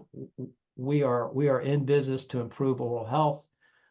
We work hard every day to help patients get the right oral health care at the right time and in the right place. Oh, by the way, at a cost that they can afford. I mentioned oral health focus and how important that is at Delta Dental. We've been focused on doing this, on improving oral health for almost 70 years, all the way back in 1955, like I said. We have vast experience to get our patients the best affordable care in the largest provider network in the industry. And we have thousands of dedicated dentists in our network whose aim is to keep their patients healthy. Let me give you a neat fact, Drew. 89 cents out of every dollar we take in from premiums goes to provide oral health care. I don't know, can other companies say that? Our patients can be assured that we are putting most of their premium dollars back into improving their oral health. And you might say that we're putting our patients' money where their mouths are. Okay, I'm sorry, I had to say that. That was corny, I apologize. No, go ahead. Was there something else you wanted to add there? Yeah, let's talk about networks, because that's really where it gets important here. Because if you don't have a good network, a large network, an accessible network, then your patients can't get the care they need. So we have 31 million people that trust Delta Dental California and our affiliates for their dental coverage. And that makes us one of the largest dental insurance providers in the nation. You've heard me say that we have the largest network of dentists in the nation. We own our network. It's not leased. And Drew, this is an important point to remember. We don't have leased networks. And when dental insurance companies lease networks from other carriers, they have less control over cost and also less control over the quality of care that's provided. And I think that's a very important distinction to make. Since I am very passionate about quality of care, it's a big deal with me. I want to get into that a little bit more with you, because we contract directly with the dentist in our network. We can monitor the quality in each dental practice. In fact, we conduct 2,000 to 3,000 in-office audits every year to check for things like office cleanliness, instrument sterilization. Oh, by the way, that's key. Infection control procedures, that's key. And records management. How are they documenting the treatment they're providing for their patients and our patients? It takes a lot of resources to do this work, but we do it because it's important to our patients that we give them the highest quality dental health care, oral health care that we can. And finally, I got to tell you, this is an important distinction point also. We were the first dental insurance carrier to have our provider credentialing process certified by the National Committee on Quality Assurance. That's a big deal. We re-credential our providers every 3 years, and it's a very rigorous process. Why is that important? It's important because we need to verify their licensure. Is it still current with the state they're practicing in? We need to verify if there's any adverse information in the National Practitioner Data Bank. There are all these other things that we look at. How much continuing education have they had? So this is a huge deal. It's a big discriminator, and it's one of the things that I'm very proud that we do. And we were just recertified this year. Well, your passion for this work certainly shines through, Dr. Al. Thank you so much. It's been great talking to you today, hearing more about oral health and the connection to overall health, hearing more about the importance of dental insurance. I'll certainly be scheduling my next checkup, but thank you so much for joining me today. I appreciate it. Thank you very much. It was a pleasure. Dr. Al Edwards is the Principal Advisor for Government Programs for Delta Dental of California, and I'm reporter Drew Friedman. You're watching Federal News Network. Now let me send you back to the studio for more on the Open Season Exchange. We've seen a lot of changes with FEHB options that are going to be coming for this plan year 2025. We know that some plans are offering above OPM's base requirements for IVF coverage. Do you know off the top of your head how many are offering above that baseline? I don't have the total number of plans, but we can talk about some that I do know. First, this year, 2024 Blue Cross Standard offered a $25,000 benefit and coverage of IVF. They were the first national plan with open enrollment that all federal employees could receive that benefit. This year, there's a new national plan that's going to offer basically the same benefit, $25,000 towards IVF, that's GEHA high. And then there's going to be a patchwork of other local HMOs that have also added IVF coverage. So in the DC area, Care First plans, Centara Health in Northern Virginia, MDIPA, in Colorado, Kaiser plans. There's 2 new FEHB plans in California, Sharp Health Plan and Western Health Advantage. Both of those plans are offering IVF. So there are more options than there have ever been in FEHB for IVF, and that this is great progress. And I'll say that the work is not done. Because there's still large out-of-pocket costs even when these plans are covering IVF. There's still going to be member cost share, which varies anywhere from like a small copay up to a 50% coinsurance. And an IVF cycle can range anywhere from like $10,000 to $25,000. So there's still large out-of-pocket costs even when your health plan does provide this coverage. What I have on the paper in front of me is that there are 45 plan options across 25 different plans. And now it's time for the second half of my conversation with OPM's Lori Bodenheimer. We'll be talking about the brand new Postal Service Health Benefits Program and what USPS employees, annuitants, and their families need to know. Let's do it. Welcome back. I'm here again with Lori Bodenheimer, Associate Director of Healthcare and Insurance at the Office of Personnel Management. Lori, before the break, we were focusing more generally on open season and the FEHB program, a little bit about FedVIP, a little bit about SA Feds too, lots of Fs there. Definitely some important updates that participants should be aware of. But I do want to pivot now to talk about the new Postal Service Health Benefits Program, or PSHB, what's coming and what participants should expect this open season. This is, of course, it's the inaugural year that postal employees and retirees will be participating in PSHB through open season. So just off the top, what would be the most important information that postal participants should know as they are heading into open season? So thank you, Drew. The Postal Service Reform Act was signed into law in April of 2022. And right after that, we began active implementation activities. So this has been, 2.5 years in the making, working very closely with a number of stakeholders, no one more so than the United States Postal Service, on this implementation. And we're very excited about how far we've come and what we hope to offer postal enrollees as we move forward. We know this is a big change for them, and we are working hard to make it as seamless as possible, and to offer, very comprehensive customer support as we go through this transition. So a couple of things. First of all, the plan year will be a little bit different under postal than it is in the FEHB program. All coverage, whether you're an active employee or an annuitant, will begin January 1 and run through December 31, a calendar year, which is, sort of easier and for people to remember and sort of normal, in my opinion. So, that is one important change.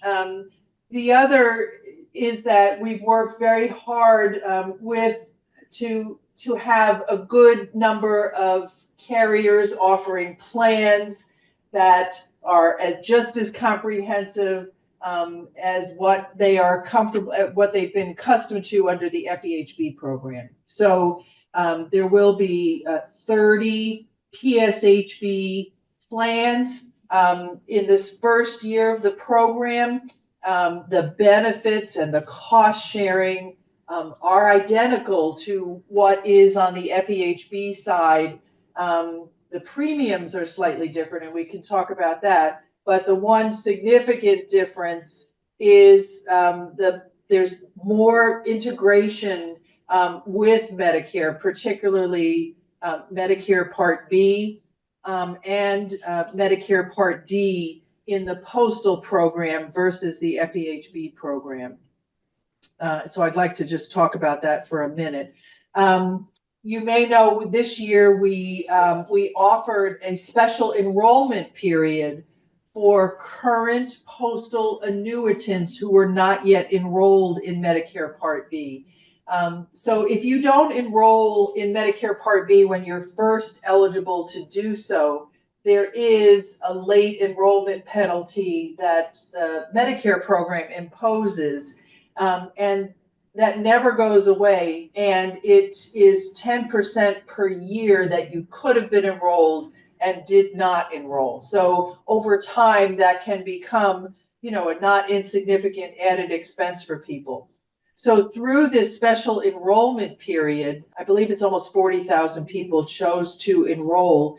The Postal Service will be paying that late enrollment penalty. So if you took advantage of that special enrollment period, you would pay the regular Medicare Part B premium, but without any late enrollment penalty associated. So that was a big effort that we did cooperatively with the Social Security Administration and the Postal Service to, notify all those enrollees, answer their questions, send them some reminders, and we're quite pleased with the outcome of that program. The second thing is that under the Postal Service Reform Act, every PSHB plan must offer and integrate a Medicare Part D EGWP into its benefits. And so if you are a Part D eligible annuitant, and remember, we know some of our annuitants are younger than age 65, so this is only referring to those who are 65 and over and eligible for Part D, will be automatically enrolled in that plan's Part D employer group waiver plan. If you opt out, and we strongly encourage you to ask a lot of questions and make sure that's the right decision for you. If you do opt out of that Part D coverage, you will not have prescription drug coverage under your PSHB plan. There are undoubtedly a very few people for whom that is the right choice. For example, you might already be enrolled in a Part D plan through a spouse or some other coverage. You can't be enrolled in two Part D plans.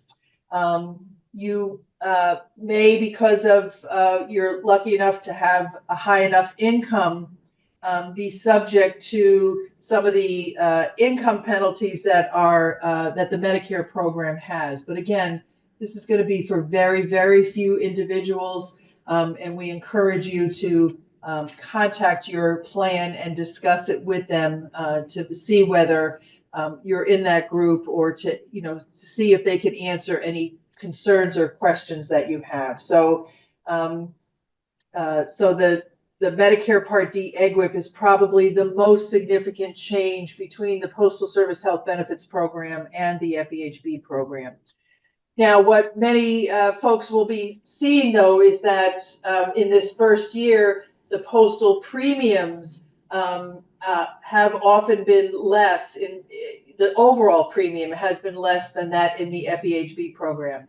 There may be a couple of situations where the enrollee share is not less. Again, this is part of why you do the shopping. There is a new decision support tool that is available in the Postal Service Health Benefits Program.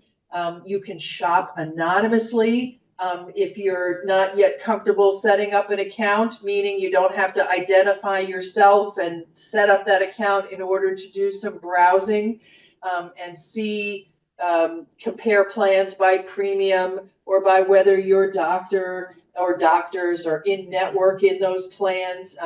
It's a greatly enhanced tool, and we hope that you take advantage of that. Those are the most significant. The DST will also provide more detailed benefit information than what is currently available on the FEHB side. So we're looking forward to getting some feedback from enrollees on how they have used this decision support tool and whether they found it helpful. Thank you so much, Lori. I think there's a lot of really important information there that is going to be super important this open season for postal employees as well as annuitants and their family members all to know. I did want to ask just a couple follow-up questions about specifically the Medicare Part D and prescription drug coverage. And how that's going to work for the postal program.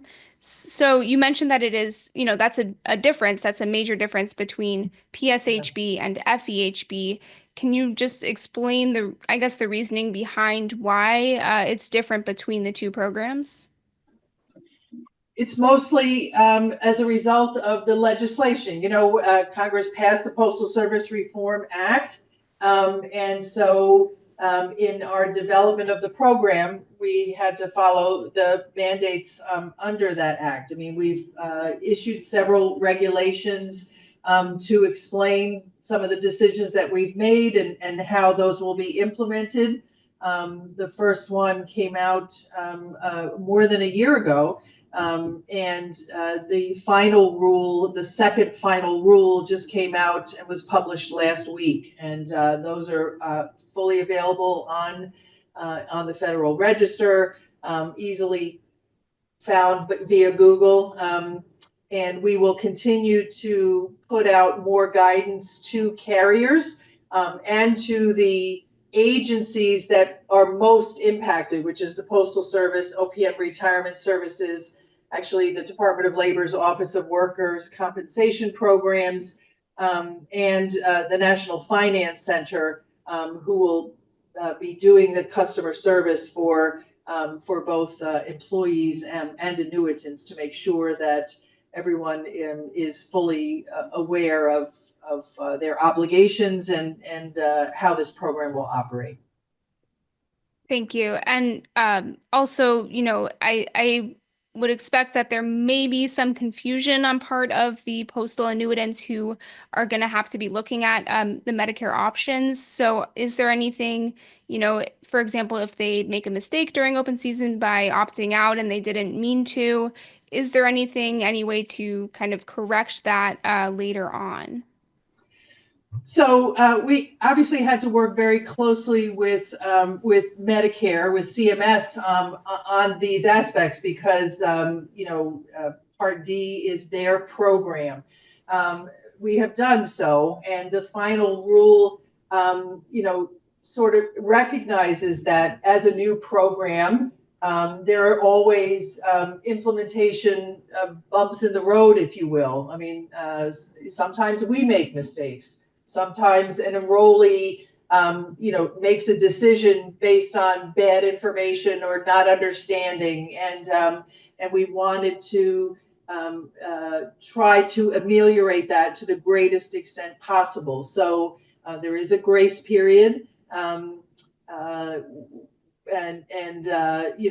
the event of an error, whether it's an enrollee error or an error by a carrier or an error in information that might have been given out by OPM as part of its customer service. In all cases, the enrollee needs to contact their plan and say, this happened to me. I think it was an error, or I opted out in error, and I would like to undo that. And we're working with the carriers on how to help enrollees in those situations. And is that something that will be open just for this inaugural open season? Is that something that OPM would consider continuing throughout the first couple of years of the postal program? There's no set timeline, obviously. So it's sort of a let's see how it goes. Let's see what we experience this open season, and we'll take it from there and make a good decision. But we have the flexibility to go beyond this first year if the situation we think warrants that. And then, of course, just kind of hoping that not many people will be making errors. There is, of course, the possibility for that. But before that happens, or just to try to kind of prevent against that, are there, different places that postal enrollees can call, any customer service options they can speak to kind of get answers to their questions, whether it's about Medicare or anything else that's coming for PSHB this year? Yes, we've also put up a separate page on our website specific to the Postal Service Health Benefits Program. There's a lot of information out there already, and we will continue to add more as we get closer to open season and as we see the need to try to be responsive to questions that are coming in. So I'd encourage folks to to go to our website and look for that postal site. The Postal Service is also offering has been offering webinars fairly consistently since the springtime, and is quite engaged in the open season in helping their people understand open season in general. So they're actively engaged. They have resources. What I neglected to mention earlier is to try to make this transition a bit easier is we are what's called auto-enrolling every single postal person who is enrolled in an FEHB plan into a comparable postal plan. And those letters have begun to be mailed. I don't think any have been received yet. But we would expect by next week that people will begin to receive that correspondence. So it tells individuals, here's your current FEHB plan, and here's your comparable postal plan that you will be auto-enrolled in. Every single person has the opportunity to change that enrollment if they want. If they do nothing, that is the plan they will be enrolled in. Our overriding goal in implementing this program is to make sure everybody who had coverage continues to have coverage.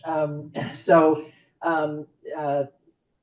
we can feel comfortable that they are enrolled in a plan. More than 90% of current postal FEHB enrollees will be enrolled in an entirely comparable postal plan. About 10%, not every FEHB plan chose to apply to become a postal carrier. And so we have some criteria for that remaining 8 to 10% of individuals, how they have been auto-enrolled. But again, you get your letter. It tells you which plan you will be enrolled in. It tells you who your covered family members are. And it tells you how to go into the portal, our new enrollment portal, and make any changes in your family members or in your choice of a health plan that you want. And we encourage people to do that shopping. And then just to clarify there, the 10%, little less than 10%, who don't have a comparable plan option, what happens to them? What are they going to be automatically enrolled in? So some of our FEHB plans have 3 options. I'll use the Blue Cross and Blue Shield Service Benefit Plan as an example. There's the standard option, there's basic option, and there's Blue Focus. In that case, they have chosen to offer all 3 of those options in postal, but there may be another carrier that had 2 or 3 options and have chosen not to offer one of those options in the postal program. But they still will be a postal carrier. If that's the case, and you were in that option that is not moving over, you will still be in your plan, but will choose the option that most closely fits. If your plan did not choose to apply at all and become a postal carrier, we do what we do in the FEHB program, which is you are enrolled in the lowest cost nationwide plan that does not have a high deductible health plan in terms of what your enrollment will be. And again, you can change that if you so desire. And if people are looking to change that, as you mentioned during open season, I believe you said this in the first half of our conversation, that there is a different plan comparison tool for the Postal Service. Can you talk about how that's going to look and where participants can access that? So that is accessed again through OPM. There's a link to the postal page, and that's where you can access the new Postal Service Health Benefits System, which is the enrollment portal. And again, that's where you can access the decision support tool, set up your account, make open season changes, your qualifying life events after the open season period ends. Will also be done through this new central enrollment portal, which is PSHB system. And so that decision support tool, as I mentioned earlier, you can shop anonymously, or once you're in your account, you can also access it through there.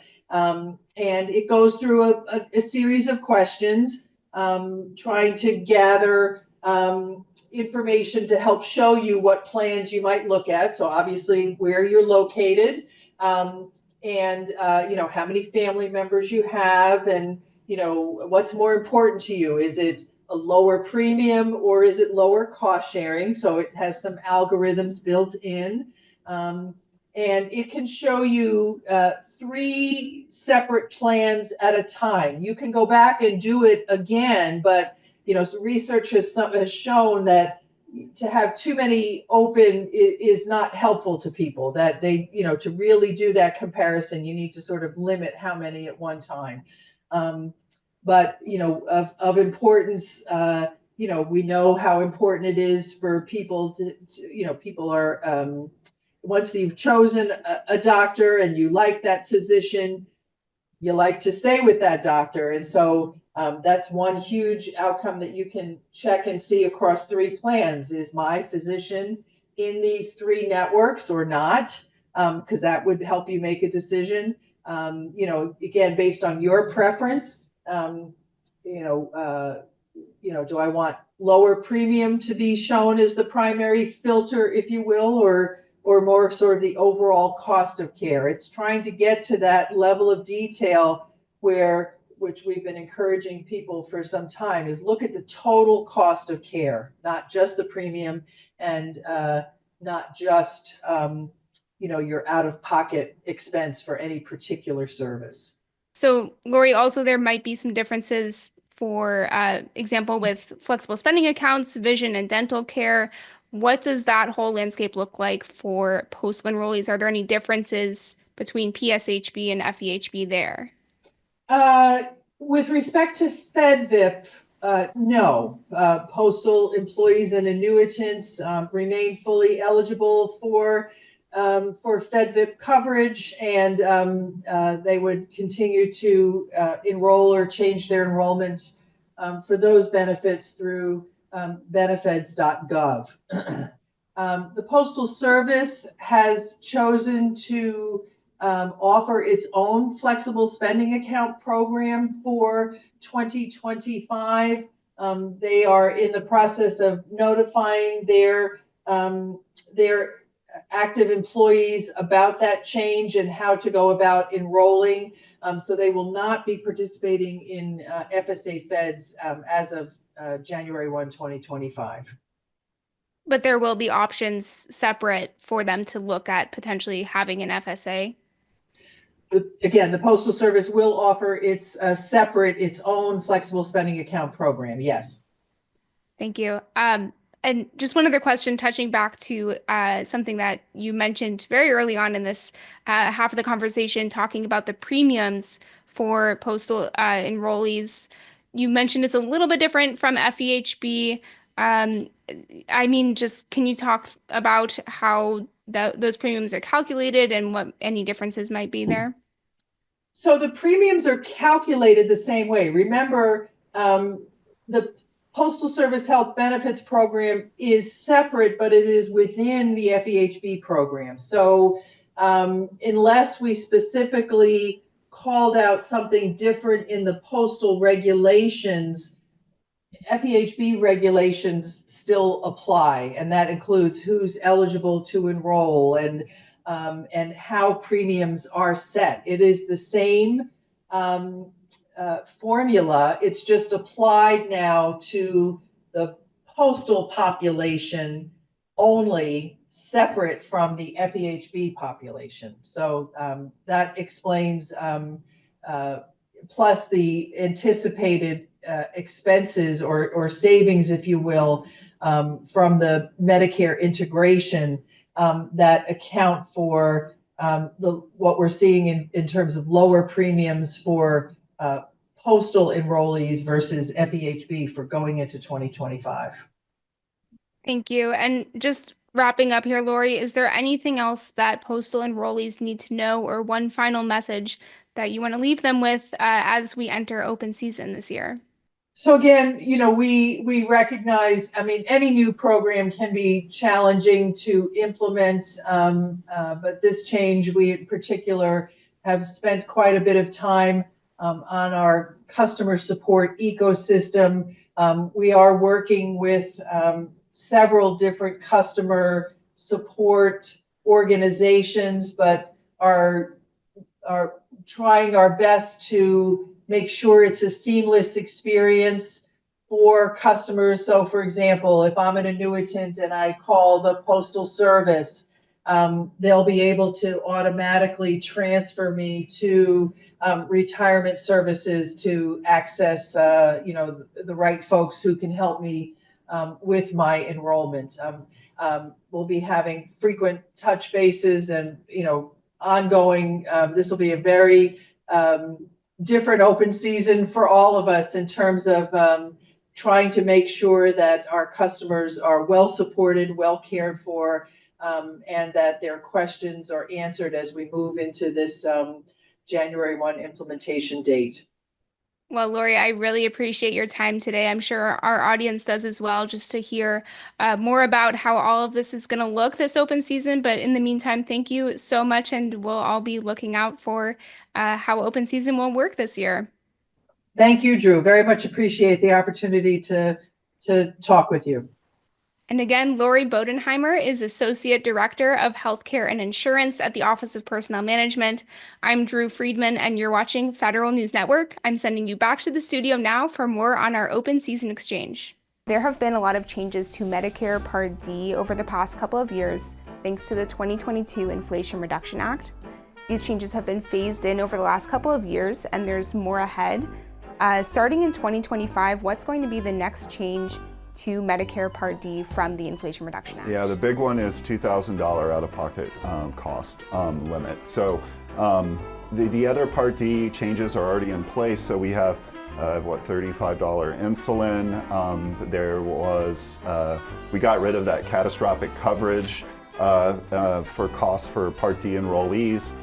Then there was a limit in terms of how high Part D premiums could increase, but $2,000 out of pocket. And so this, for any federal annuitant who has high prescription drug costs, I think Part D plan is going to be something that you're definitely going to want. The FEHB plans that do offer Part D plans, it's about the same number this year as it was last year. There may be a few more that are doing it, but in order for OPM to approve their Part D plan, they must provide equal or better coverage than the prescription drug coverage from the FEHB plan. That includes both access to drugs on the formulary as well as member cost share, and you're getting the $2,000 out of pocket. So in combination, I think almost all federal annuitants will benefit from Part D. Next up, Tom is sitting down with AFSPA CEO Kyle Longton to learn about how it serves feds in the State Department, Homeland Security, and the intelligence community. Back to you, Tom. Welcome and thanks for joining us. My guest today is Kyle Longton. He's the CEO and Executive Vice President of the American Foreign Service Protective Association. Kyle, good to have you with us. Thanks for having me. This association is not a household name in providers of insurance and so forth, so give us a quick history of it. We have a somewhat narrow audience, or at least we did for much of our history. We date back to 1929, and for much of our history, we were only open to members of the Foreign Service.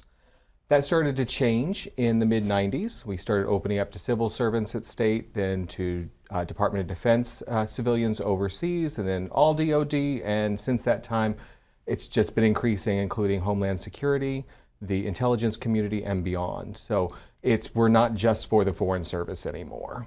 But there's a theme there, though, that it seems to be employees of the federal government that could be kinetically engaged at some point in their careers. Yeah, absolutely. Our focus is on those who are serving overseas, I should say foreign affairs, or for intelligence gathering or national defense, or those who are supporting them stateside. And so that has been our mission. Those are the groups that we serve. And we have a special focus on those who are living, working, and in particular, receiving their health care overseas. Right, so what are the special problems or special challenges of overseas care? Right. What do you bring to this? Yeah, well, check your network listing for any federal health provider, and you will see that pretty much there isn't a network overseas for the most part. Mm-hmm. And so we take the approach that every provider outside the United States is considered in-network. So we pay them at the higher rate. We also will treat whatever the provider bills overseas as the plan allowance. We're not going to reduce it to a stateside fee schedule. This works, and it's particularly helpful to our members if they're in high-cost areas, which does happen in some places overseas. We also recognize that treatment overseas can be different, and this manifests itself particularly in what we refer to as our alternative benefits. So we cover massage therapy, acupuncture, and chiropractic services. Every member of the Foreign Service Benefit Plan gets 50 of each of those treatments every year, and we reimburse up to $75. They don't have to have a doctor's referral or anything like that. They want a massage, they can go get almost one a week. So, in other words, you tailor the benefits to the situation, the economics, if you will, and practices of medicine where the people are. Absolutely. And we have a clinical team that is devoted to our overseas folks. We have claims processors who are fluent in German, but only medical terms. And so we are really focused on this. We even have an expat team on our pharmacy benefit manager to help get drugs to our members overseas or help them understand what's available. But are you pretty good for those that are based in the United States? We like to think so. We absolutely, because even as our membership continues to grow, we've only got about 35% of our membership overseas. So the other 65% are in the U.S., and they've got access to one of the largest networks in the United States through Aetna.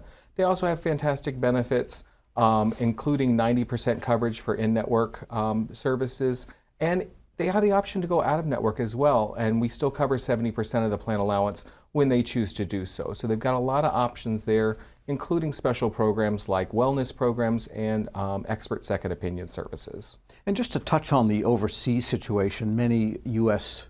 federal employees are in places that don't have the medical infrastructure of a Great Britain, of France, of Germany, and so forth. And what happens to the really, well, let's just call it primitive areas that people might find themselves in? Yeah, I've heard the term medically austere used by the Department of State. And so, a lot of times those are our folks assigned to the embassies and consulates. And so they've got some support through the State Department, the local missions there. But for our members, we also offer telehealth services through a program we call V-Health overseas, both for general medical consultations as well as for mental health.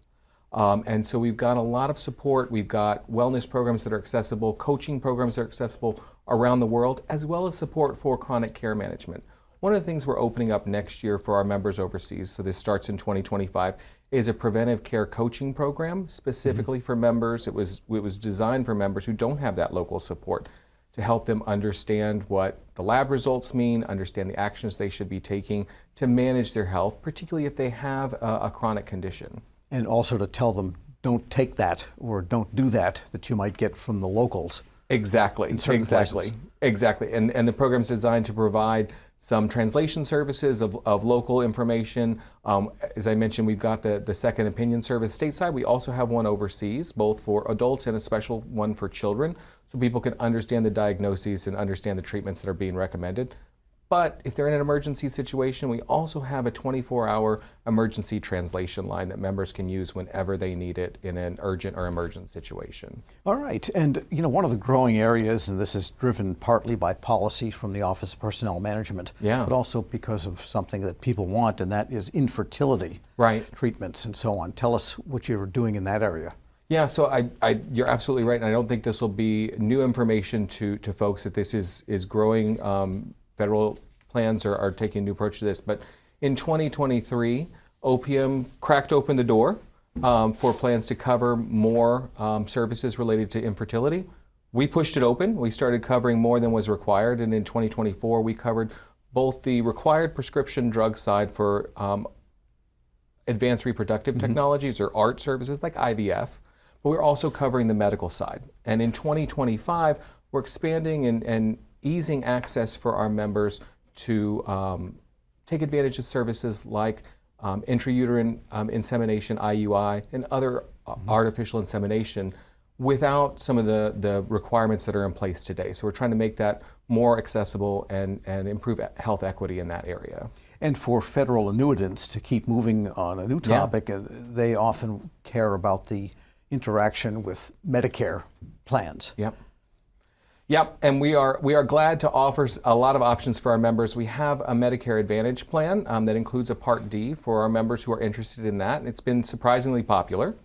Members have engaged in that, and the membership continues to grow. They can come and go from that program throughout the year as it meets their needs. And then for those members, because we have a high number who don't take Medicare Part B, we wanted to find savings for them as well. And so in 2024, we launched a Medicare prescription drug plan, and that's going to continue into 2025. It's an opt-in program rather than an auto-enrollment program in 2025, but members can see incredible savings on their out-of-pocket costs for prescription drugs, including specialty drugs.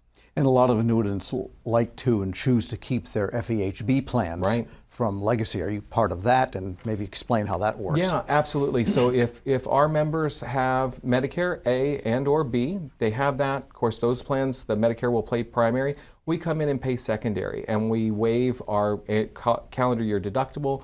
We waive the cost sharing, and we come in and we'll actually pay, if a member goes to a provider who technically does not participate with Medicare and charges up to that extra 15%, we'll cover that extra 15% for our members above the Medicare limiting charge. And you've got a long list of other quote-unquote health services that you're offering. Maybe run through those for us. So, our history goes back. We started initially to offer life insurance to our members. We still offer life insurance in addition to 4 dental plans, including an overseas dental plan, dental and vision discount, a hearing aid discount program, disability plans, and including some things that are unique to our members, including a members of household plan. And then beyond that, we have some professional service partnerships. I have a feeling in the next couple months we're going to hear a lot about federal long-term care insurance. We have a partnership with long-term care professionals who will sit down, go over plans, go over options on an individual basis. We also have legal consultations and financial planning, including a wellness platform that we offer through our partnership with Prudential, free of charge to AFSCME members, helps them with budgeting, as well as debt reduction and other programs. Yes, and on that point of the long-term disability, those aren't being offered through FEHB at the moment, so we don't know when that's going to restart. So it sounds like you have a way to connect people with plans that are affordable that might be through the other external route. Right. We've been offering long-term care insurance plans since 1990. We don't offer the plans directly anymore. We work with long-term care professionals. This is all they do, and they offer free consultations to members around the world. They'll ask where they want to. Do they want to retire stateside? Do they want to retire overseas? Stay in their home? Are they comfortable going to a continuing care community? Whatever their desire is, they can find them a plan that works for them, or review existing coverage to make sure that it is exactly what they need. But this is outside of the federal program. You're absolutely right. This is acknowledging it's not a one-size-fits-all area of coverage. And you're something of a unique type of guy. You're not only the CEO of a healthcare insurance provider, but also something of an influencer, it looks like. From your lips, I hope that's true. But we do a number of things to try to keep in touch with our members. We have a podcast. Members can find that. Search for AFSPA Talks.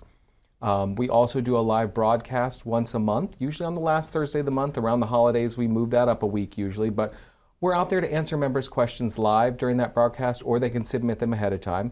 But we also do webinars throughout open season and a number of other events, so they can find all of that information at afspa.org/events. My guest today has been Kyle Longton. He's the Chief Executive Officer and Executive Vice President of the American Foreign Service Protective Association. I'm Federal Drive host Tom Temin. You're watching Federal News Network. Let's go back to the studio now for more on the open season exchange. I know you're doing super well so far, and I want to move into a hopefully fun for you lightning round. Lightning round. Let's go. So let's see how many questions you can get through. Okay. All of the answers will just be a number. Okay. So if you don't know an answer or you want to skip one and come back to it, just say pass, and I'll ask it again at the end. Sound good? Sound good. Awesome. Okay. So starting now, what percentage of enrollees typically make changes during open season each year? Not many, but let's say 5% or less. That's right. 5% is the typical number we see. What percentage of employees have a flexible spending account with FSA Feds? Sad to say, 20%. It needs to be much higher, but it's 20%. Correct. Possibly a harder one here. In dollars, on average, how much more will FEHB enrollees be paying toward their health premiums each paycheck in 2025? That I don't know. $26 on average. It's, of course, it's going to be a range, but yeah, that's definitely a tough one. And do you know how much premiums are rising for FedVIP dental plans next year? It's low. I want to say it's like 1.9 or 2%, somewhere right around there. 2.9%. Oh, 2.9%, okay. How much are premiums rising for FedVIP vision plans next year? This one is the one that's lower. I think it's like 1.9%. 0.87%. 0.87, okay. Lots of numbers. Lots of numbers. In total, how many plan options will there be for FEHB in 2025? I think it's 146. It's somewhere right around there with unique self-only enrollment codes. According to what I have, it's 130, so pretty close. All right. How many plan options will there be for postal? My number is 78. It's the same count of self-only unique enrollment codes. That we might be going off of a different list then. I have 69 here, so it might be something. Some of the plans are in multiple regions around the country and have their own unique self-only enrollment code, so it depends how you count. But fair enough, one of two right answers here. What year was FEHB established? Oh, wow. That's a really good one. I know it's been around since the 70s, but I don't know if it goes into the 60s, but I don't know. Let's say 1972? It was established by law in 1959. Okay. And then the first plan year was 1960. Okay. Yeah, I know it's been around. It's been around quite some time. Yeah, and it's really the first health insurance exchange that was ever created, where competition is supposed to, reduce costs for people and increase the quality of plans through competition. So they were really the first health insurance market, I believe, that was ever really created in the U.S. So it's a super success story. And it is the biggest one out there, correct? Yeah. Yeah. Last question, counting both the starting and ending dates, how many days will open season last this year? I can tell you Do it's some quick counting. November 11th through December 8th. So it's, I don't know, 28 days. 29. It goes 29. to, you're actually correct, it goes to December 9th. Oh, so it's December just 9th? add one more day on. Okay. Yeah. Well, anyway, that's the end of my questions. Kevin, thank you so much for playing. You've been a great sport for us today. I know this was pretty quick, but coming up later, you're going to be sitting down with Tom Temin, our Federal Drive anchor, and going into a lot more detail about all of the things that federal employees and annuitants for postal and the federal employees' health insurance plans will need to know this open season. But in the meantime, thank you so much for joining me. Yeah, my pleasure, Drew. Thanks. Kevin Moss is a senior editor with Consumer's Checkbook, which publishes an annual guide to health plans for federal employees. I'm Federal News Network reporter Drew Friedman. Now we'll be heading back to our studio for more on the open season exchange. And now we have our final session of the day. I'm talking with GEHA's Raj Vavilala about evaluating healthcare insurance options across different life stages. Here we go. Welcome and thanks for joining us. My guest today is Raj Vavilala, the Chief Sales and Marketing and Product Officer at GEHA. Raj, thank you so much for joining me today. Good morning, Drew. Thank you for having us here. Absolutely. So we are officially in open season now, and feds have plenty of choices to make. We'll get into that more, but first, for those who might not know, tell us a little bit more about GEHA. GEHA, we've been around since 1937. We are a member association. We are the largest voluntary employee benefits association in the country. We were founded by postal workers to really help each other during times of healthcare needs by essentially passing the hat. When somebody had any health issues, they essentially collected funds to support them. And we are a nonprofit. And about 50 years ago, we were selected to be one of the partners for the Office of Personnel Management to provide benefits to federal employees and military retirees and their families. So we are based in the Midwest, but we have 2 million members across the country, and we are proud to sponsor and support all of our members who serve us in the country in doing things that are essential for us to function as a country. Absolutely. I think that's a really important message to have or to share. And, just getting into the details a little bit more, what is something that most federal employees might not know about GEHA, and what would be important for them to know this open season?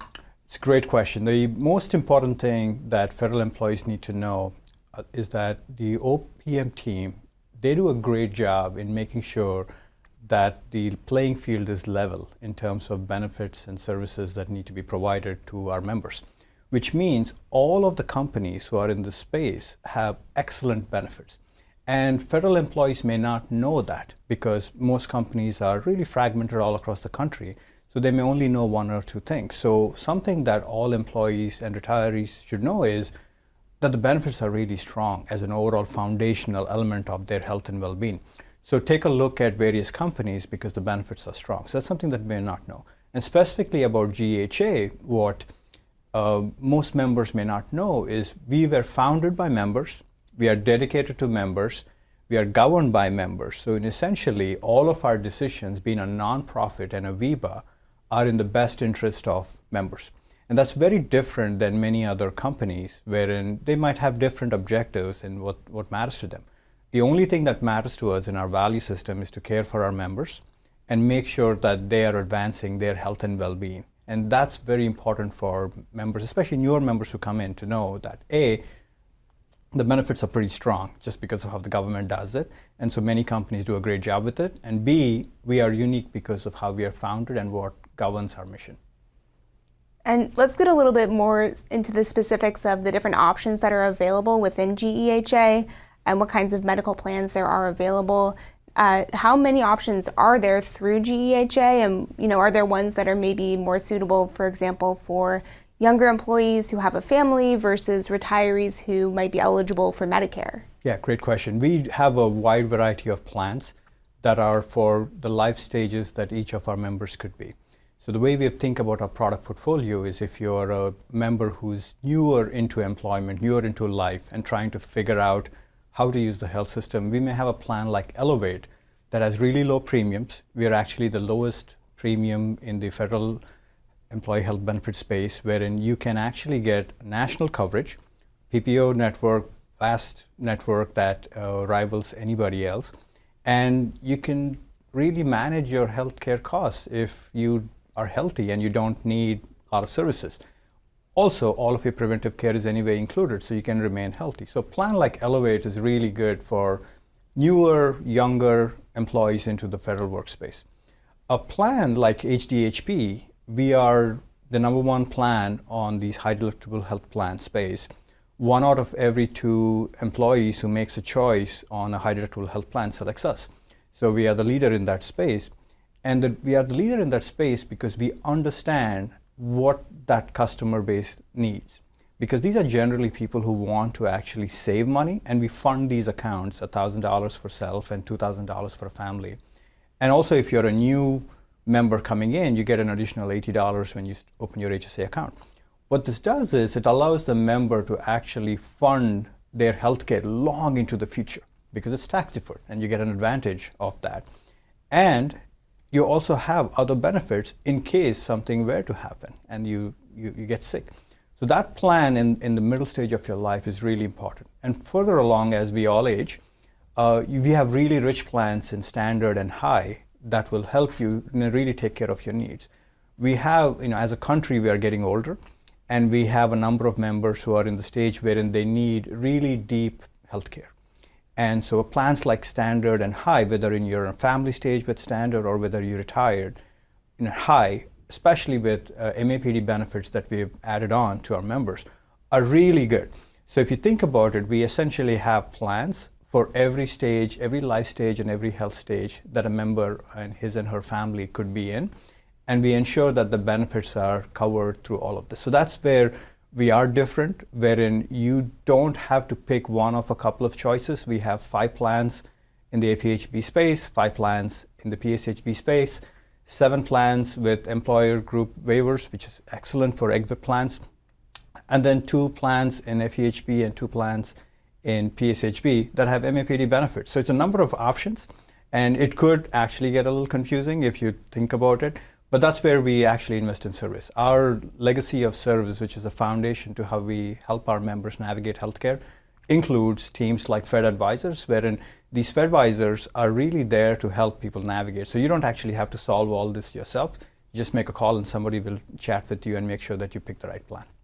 Right, so there are a lot of options, like you just discussed, within GEHA, but there's also a lot of changes more broadly. So can you tell me what is the most important thing that federal employees should know going into open season this year? The most important thing for federal employees this open season is, what does all of this change mean to the value proposition that they get? When somebody makes a selection for a health plan, they have an impression about the value proposition that's being offered to them, whether it's the benefit design, whether it's the network, whether it's access to physicians, whether it's health management tools, incentives, rewards. When a price is set, all of these are levers to manage the price. So federal employees need to know when they're making selections, or they're even evaluating the plan they're in right now, as to what levers were changed into the new year. Most of the times, the price is the lever that pops out. We look at the price. But sometimes benefits get changed, and that might actually have an impact to somebody's health and well-being, and they may not know that.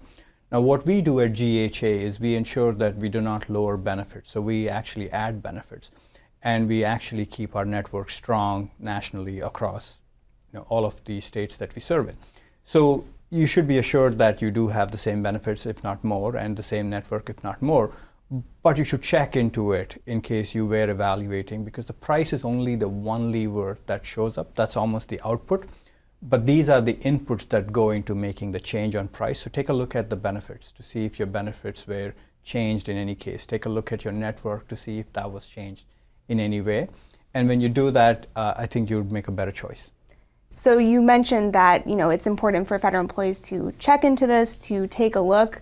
Where can they go to find more resources, more advice, more information about open season and just what's available to them? Just go to geha.com. We have a brand new website that just launched.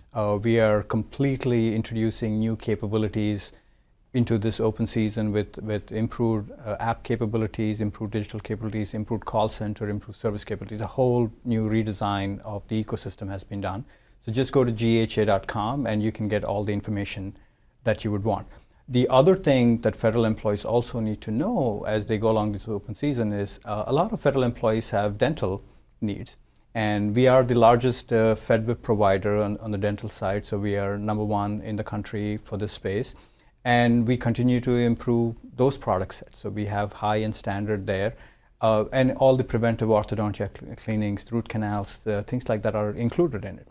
And also a lot of our health plans have vision benefits. So if you look at the human body and all the things that go into it, federal employees need to look at their plans to see which of the choices that they're looking at cover all of these. Because you want an integrated package. You do not want a situation wherein you have an issue with an eye or your teeth, and then you find out that that wasn't included in your health plan. Now, our health plans have benefits that include them, so we feel good about what we are offering.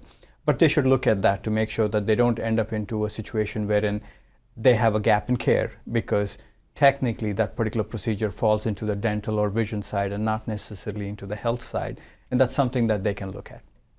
Right, so it's almost like a whole package, comprehensive care that GEHA is offering here. That is correct. Yeah, great. Well, Raj, it's been great talking to you. Thank you so much for coming in today. Thank you, Drew, and thank you for the audience, and have a good rest of the day. I'd like to thank today's guest, Raj Vavilala, the Chief Sales and Marketing and Product Officer at GEHA. I'm Drew Friedman, and you're watching Federal News Network. Now I'm going to send you back to the studio for more on the Open Season Exchange. And that's it for this year's Open Season Exchange. Again, I'm Drew Friedman, and I want to thank all of our guests today and you too for joining us. As you prepare to make your choices, please be sure to return to this event page. Starting next week, all the sessions will be available on demand, along with articles highlighting the key takeaways. Just visit federalnewsnetwork.com and search Open Season. Have a great afternoon.